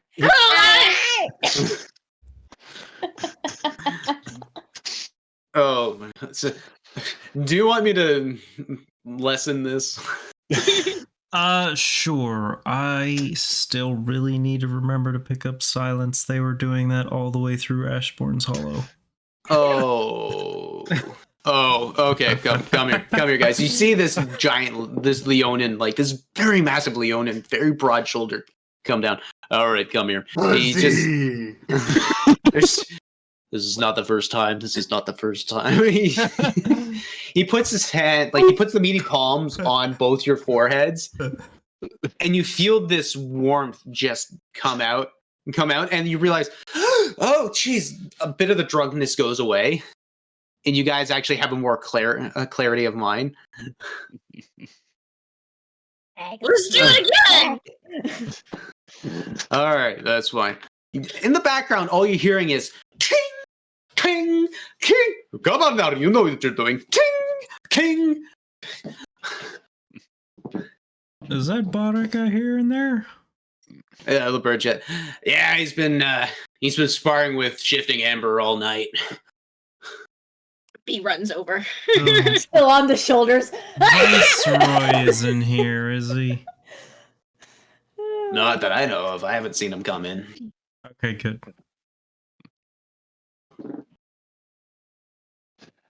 There would be a lot more of a procession. Trust me. And more bad music about cold ale.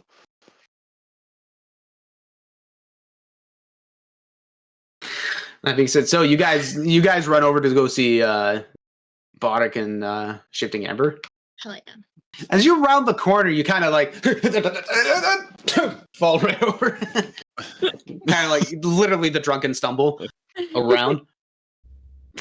And you see Bodek just deflecting, bing, one hit, another hit. Come on, you know you can do it. Hit me. You see Shifting Amber. I'm trying. He's like, just shift, parry, thrust.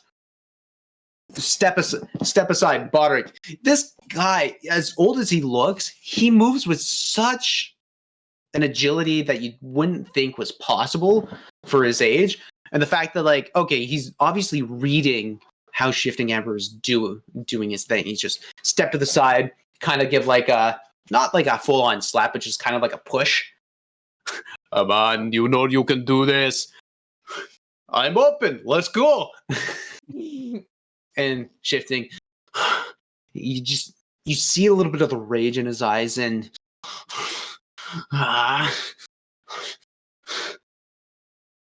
breathe, rinse in, out. Kind of half cocked steps in. Bark falls for the feint. Ping! Hits the sword out of his hand. There you go. Come, I'm open. Hit me. He starts coming in, and Bark grabs the sword hand, pulls him through, kind of grabs him from like the chest. My turn. Does like a half like that wrestling. What is it called? Like not the sumo slam, but the Wild driver. I don't know. Half Nelson. Half Nelson. That's it. Mm. Like full on, like throws him back, and kicks his leg from under him. Suplex? Yeah. That's it. The suplex. Oh, okay. Yeah, it does the suplex. Kicks the foot out from under him, and you see Shifting Hammer just like, and like at this point, you guys are looking around. You realize there is a crowd watching this, and there is Crimson Pride just sitting back and just kind of observing. You notice that she's kind of like half fidgeting with her sword in her hand. Like, not, it's still sheathed, but like the thing that a warrior does when they're nervous, like to show composure, but there's still like that tick. Mm-hmm. Just, there's always one thing that one person does to show that they're nervous. And Shifting Amber gets up, and you see that like he's now half snow covered, and Boddick is as well, but Boddick is just laughing and having a joyful time as he always is. Oh, come on. I've seen you do better. I've seen you do better. Come on. You got this. He's Shifting Amber's like, I fucking can't. I'm trying and I just can't do it. And it's like, come on. You've got it. If you don't, I'm going to take advantage of this situation. He just stands up and he's like, Shifting Amber is pacing around just back and forth. It's like, fuck! What the hell? Boddick takes the blunt out of the sword, whacks him right behind the knee, brings him down. He comes up and like kind of just half holds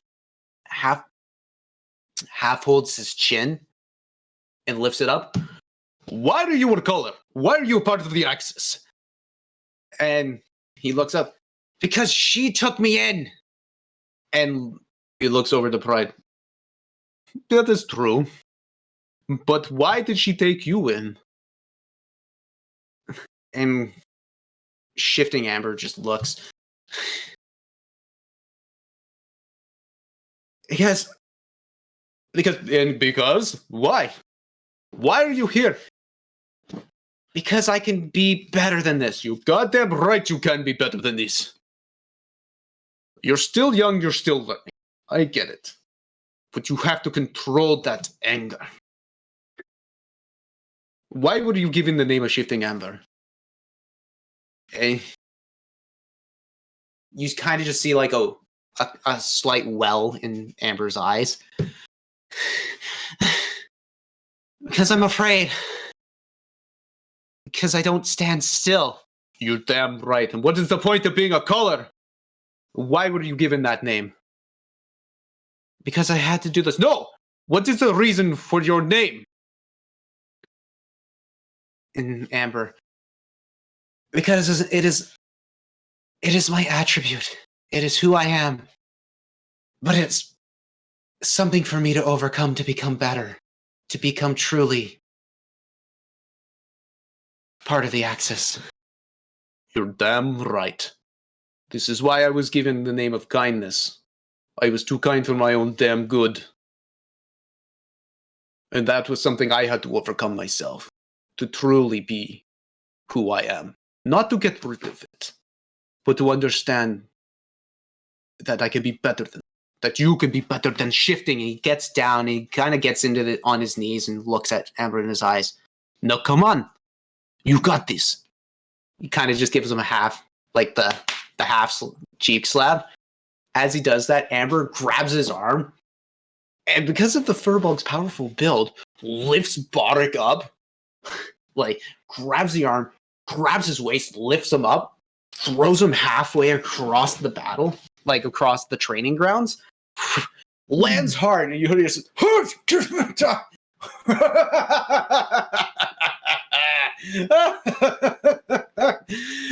that's it.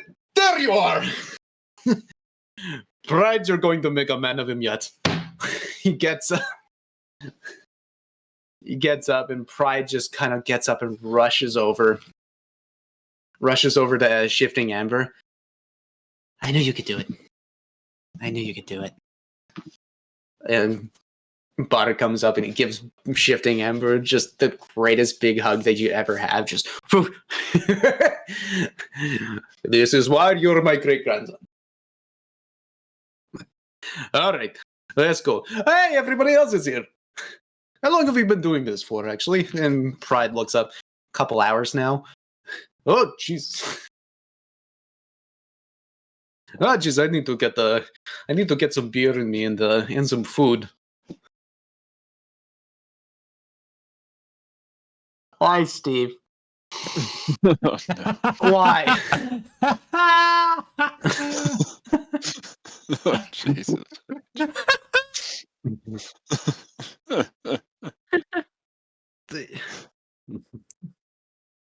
Hey, he starts walking up. How is everybody doing tonight? And you walk in and you realize this man is stinky. He's got old man sweat and like battle sweat going on. Digitate.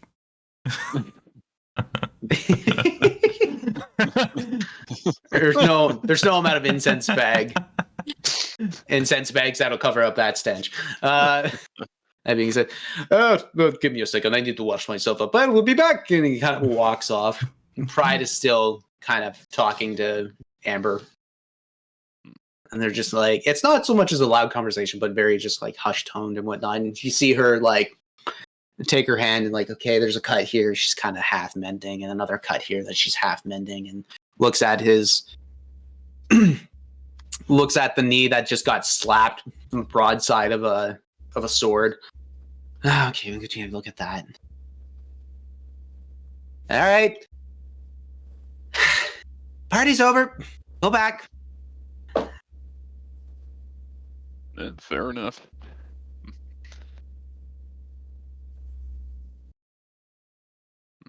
As we walk back, I kind of look around at everybody, go, hey, thanks for what y'all did back there. Yim, you kept an eye on me. You know, y'all let me have a night to get my mind off everything. Appreciate it.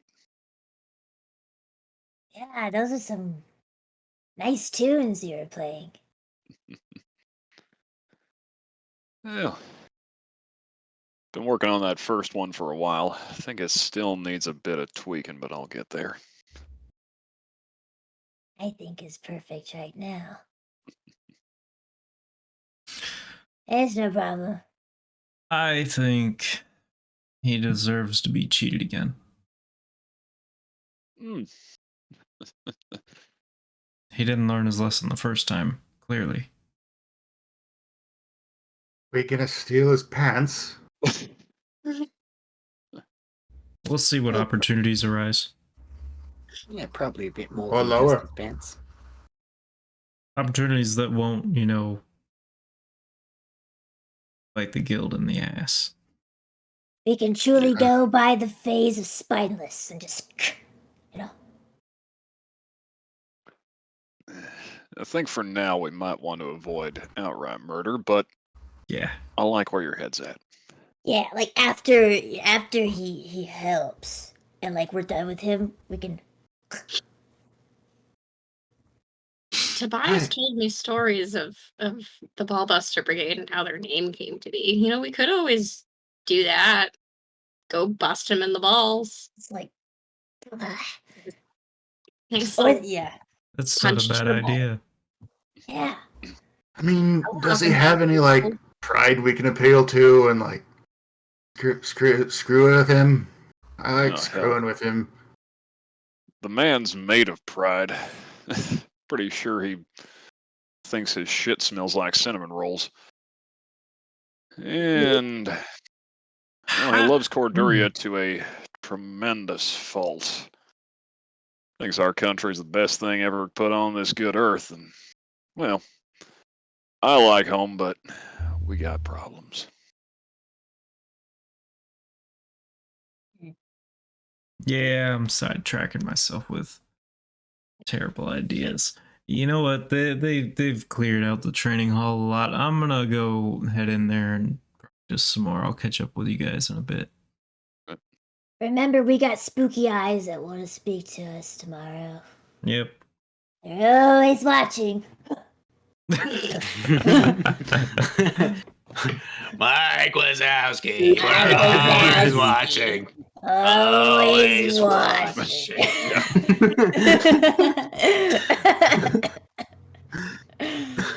What an icon. Oh my god. Gotta love Roz. So, Hal. Sorry, not Hal. Howard. So you're gonna start fiddling around and playing with your spell? Yeah, I'm gonna see if I can get it working some more. Spend a few hours on it. Okay. So I would like for you to make a. I'd like for you to make an Arcana check, please. Okie At this point, it's not going to be at a negative because, well, you're just doing formula, right? Or are you doing practical as well? Probably a mixture of both. Do some formula, test it. Do some formula, test it. See what kind of progress I can make. I would like for you to make a roll for the formula. That's not going to be at negatives. Okay. That one, holy shit. Okay then. This is going to come back to bite me in the ass. I know it. That's another nat 20 for 28. Jesus. I really don't want to know how this is going to bite me in the ass. You're double checking your formulas and you realize, okay, so what had happened the last time when you had tested it was that you released the ice part. Yeah, you had released the ice part, but it didn't seem to be very much of a chromatic effect or like a desired chosen effect. So how did you change and shift that? And you realize, okay, maybe it's something to do with the lensing, and maybe the diamond wasn't placed at a right position, increasing any sort of the light flowing through and then creating and choosing that one moment that you were looking for. So you think, okay, maybe if you do that, what if you used a weightless liquid or something in there like a gel to kind of hold everything in place but still keep it almost frictionless? Is there anything like that exist? Maybe. I don't know. That would probably be something to look into. Okay. But you start double checking and triple checking your formula and realize, okay, maybe this was off here. You start circling issues that could have been a possible cause as well. Mm-hmm. And you're like, okay, this one. And you start doing the tweaks that you can. Here, there. At that point, all you have is Fave. So now you're going to try and test? Yep. Okay. Make an Arcana roll and have that at -4. Okie dokie. What the fuck? Did you just seriously get another nat 20? Yes! Mind you, the last one was only because of that advantage boon. It was a 15 and a 20. But this one was just another 20. Buddy. So what's the total? -4, 24. Okay. So you start tuning it up. How do you cast it again? Hold out the gem, rotate it between the different elements. We're gonna try Earth this time, see if we can get that to work. Okay. Or Earth. The diamond. To essentially create an explosion of bludgeoning stone. Okay, so you're setting it to an Earth, like just literally hurling a stone. Yeah. Got it. You start shifting through your formula. You realize, okay, it's set. How do you throw it? Like, how does it throw?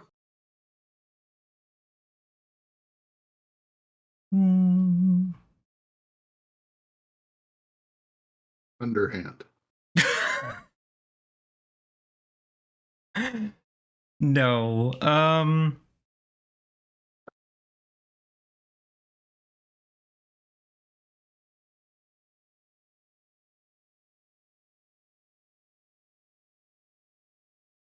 Granny throw. You know how you just kind of put it underneath your legs and you just toss it? Well, it's like, I mean, like you throw the spell. I would assume that you hold the component within the hands. But like, what's the how do you evoke the spell to come out from all the components that you've had combined? Considering the way that a normal fireball works and the way that he's trying to do this, I think he's essentially going to hold up one hand with the crystal floating in front, and instead of a singular beam from a single finger, multiple beams of light coming from each finger into the crystal as a focus. I like it. Right on. So you hold it out, and you spread your fingers, and you start individually focusing on the different elements within the tips of the finger, throwing it through the diamond. And again, you see this light just like this singular, very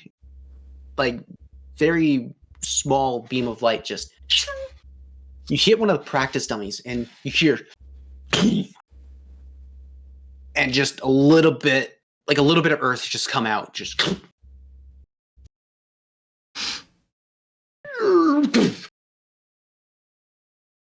I'll hold my shield up a little just in case after last time.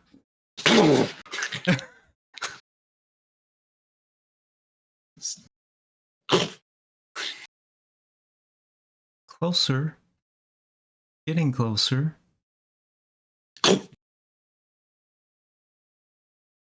It's still going.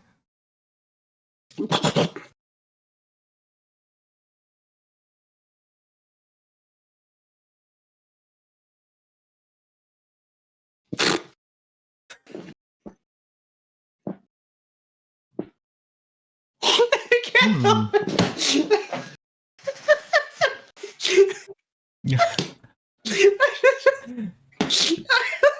You broke her, didn't you? I broke myself. I'll just start taking notes down. Much closer, but seems like something's missing. You see one of the guildmates just like, it seems like a janitor coming out. You do this? Yeah. Well, you're cleaning it up, and as he does it, he hits the stone with the broom. It just shoots out. Yeah. That's alright. I get prestidigitation and mending. It'll take a bit of time, but So that would be your next couple hours of doing that. Your next possible moments of time doing that. And like at this point it's later. You're looking at like 9-10 o'clock at night. okay. The rest of you go back to the bedrooms. You do that, and you notice that the door is open just a little. Oh, I'm kicking it open. Screw that. We're surprising whatever's in there. I've seen this movie before. You kick open the door. Poosh! This creates this giant noise that floods the hallway. Just boom!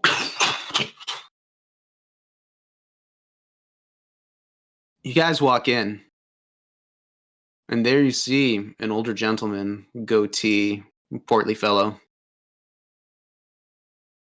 wearing very Couturian clothing and a wide-brimmed hat with a nice plumage in it. And here I was having a good night. Mr. Howelldale. Mr. Keith, the hell are you doing here? Oh, I just wanted to see my favorite Diamondback. Wanted to see the cold scale and flesh. Seeing as it's only been, 11, 12 years now? Sure has. Meaning no offense, but I think I've borne them a little better than you. Oh, I'm not graced with elven lineage. That's alright. That means I just live my life a little bit harder. Much more earned. Now, please, sit down. And he points to the chairs that have already been set up. I'd rather stand. I'm not asking. And whose damn army's gonna make me sit? You notice that there are a couple of the honor guard there. Those boys might persuade you a little bit more. Let alone, well, I promise I am not going to hurt you. Not here. Like I said, I want to talk. All right. Coming back. Just let me know. Don't worry, darling. You'll know. I'm just staring straight at Tobias. Just a big smile on my face. A little bit of kind of drooling a little bit. You remind me of one of the many fans that I have accrued over my years. That being said, so, how long have you been in Falskallan? Long enough. Oh, now come on. Well, about as long as I've been trying to outlive our grudge. Second you set those bounty hunters on me, I figured might as well hop the nearest border. This was it. That's fair. I would have done the same if I were in your position. But here's the thing. I keep sending them every once in a while just to remind you that I still think of you. After all the bodies I've put in my wake, I'm amazed any of them are still dumb enough to take your money. There's people. That being said, it was also just to figure out where the hell you were. To be honest, I didn't think I'd actually find you here. But I'm kind of glad I did. How is your family anyway? I don't know.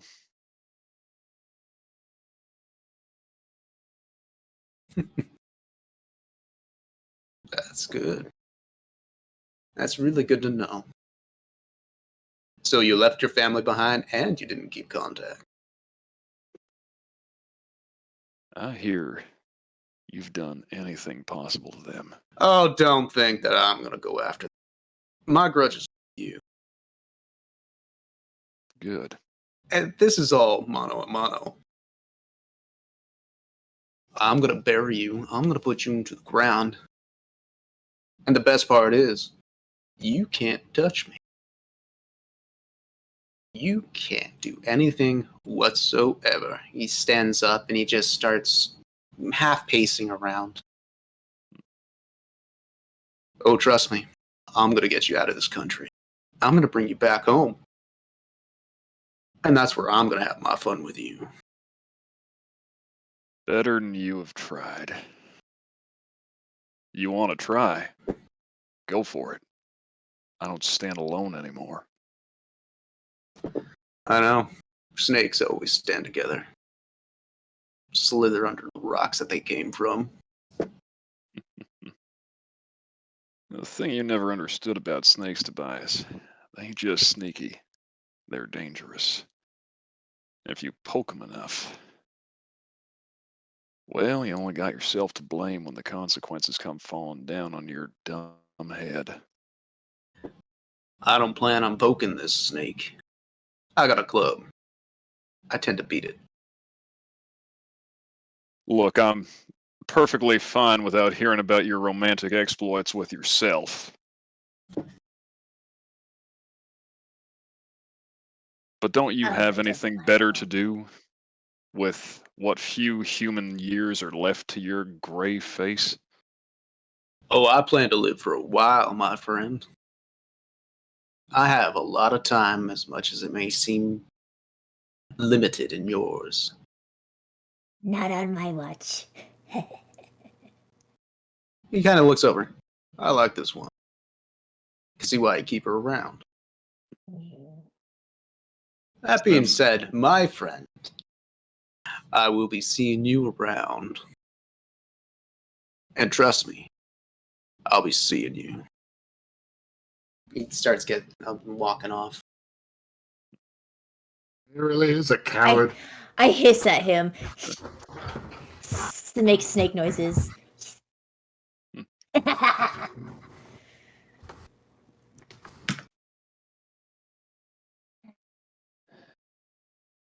And once he and the honor guard are out, Diamondback draws a dagger and just tosses it right into the floorboards. You're a little late. He walked out. You should have do it when he was standing. much as I hate it, we got bigger problems than him. This shit goes sideways on account of a grudge I started. It ain't gonna be because I was the child.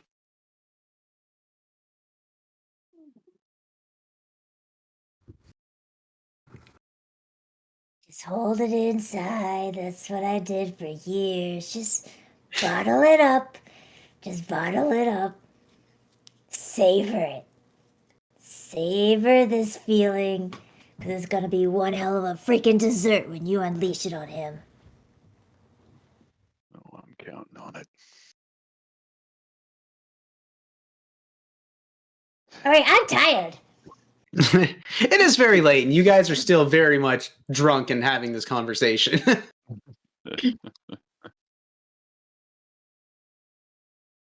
Evie, where are you sleeping? I've never slept here before. I don't know. We could be roommates. Don't mind the crabs. Don't mind them. Perhaps? Yeah, I have crabs in the room. You know what? Actually, second thought, maybe not. I don't know where they all are. So. I forgot about I don't those. believe in cages, so. It's a little midnight snack if I find one. I totally forgot about those. Oh my god. I wonder if they're still in there. I don't believe in cages. I'll teach you how to sleep with your eyes open. Oh my gosh. We're gonna have a sleepover. So as the ladies are having a great drunken gal night, just of amazingness, the night goes on. You guys get the shut eye wherever you can. Diamondback having your enemy stand right in front of you and declare that you can't touch him kind of unnerves you just a bit. Howard, you spend a couple more hours playing with the spell, trying to figure it out and what might happen and things that you might need to ask Tenuous Kobold or any people from the academy on how to improve it or fix it, or some materials. That being said, we're going to end tonight's session on that note. All right. First of all, I'd like to thank everybody for staying out. Tom, take us away with the ending announcements and the raid announcement. Of course. Actually, who are we raiding tonight? I'm looking into it now. Cool. So- DM me. Thank you. Well, all of you, thank you so much again for joining us here in Falskallan. Thanks to D&D Beyond for sponsoring us. Take some time to peruse our merch while you're still here. You can actually scroll down just below the stream. We've got a little tab that shows many of your options and more. And hey, while you're around, take some time to check out the other brilliant streams on the channel. Creatures of the night will want to sink their teeth into Valley by Night, River City, a haunting tale told in Vampire the Masquerade, spun on Tuesday nights. And tomorrow, get ready for swords, sorcery, and chivalry in a Knight's Ransom, a bracing adventure set in D&D 5e. Tonight, we're raiding... Ink and Liar. Lincoln Liar. Liar, there we go. JT, take us home. All right, everybody. Well, with that, I want to say I appreciate you sticking around, playing with the shenanigans, and having a great pub night. Pub night out mixed with the seriousness and heavy lore and story drop from previous sessions and everything else. But with that, I gotta say, we're still in the middle of a pandemic. As much as it doesn't feel like it anymore, we're getting along with the society growing up. It's still there. Variants and everything is going on. It's still a major problem. But just, wear your mask, social distance, wash your hands, be kind to one another. But with that, I want all of you to have a good night, have a good rest, and do you dare to imagine?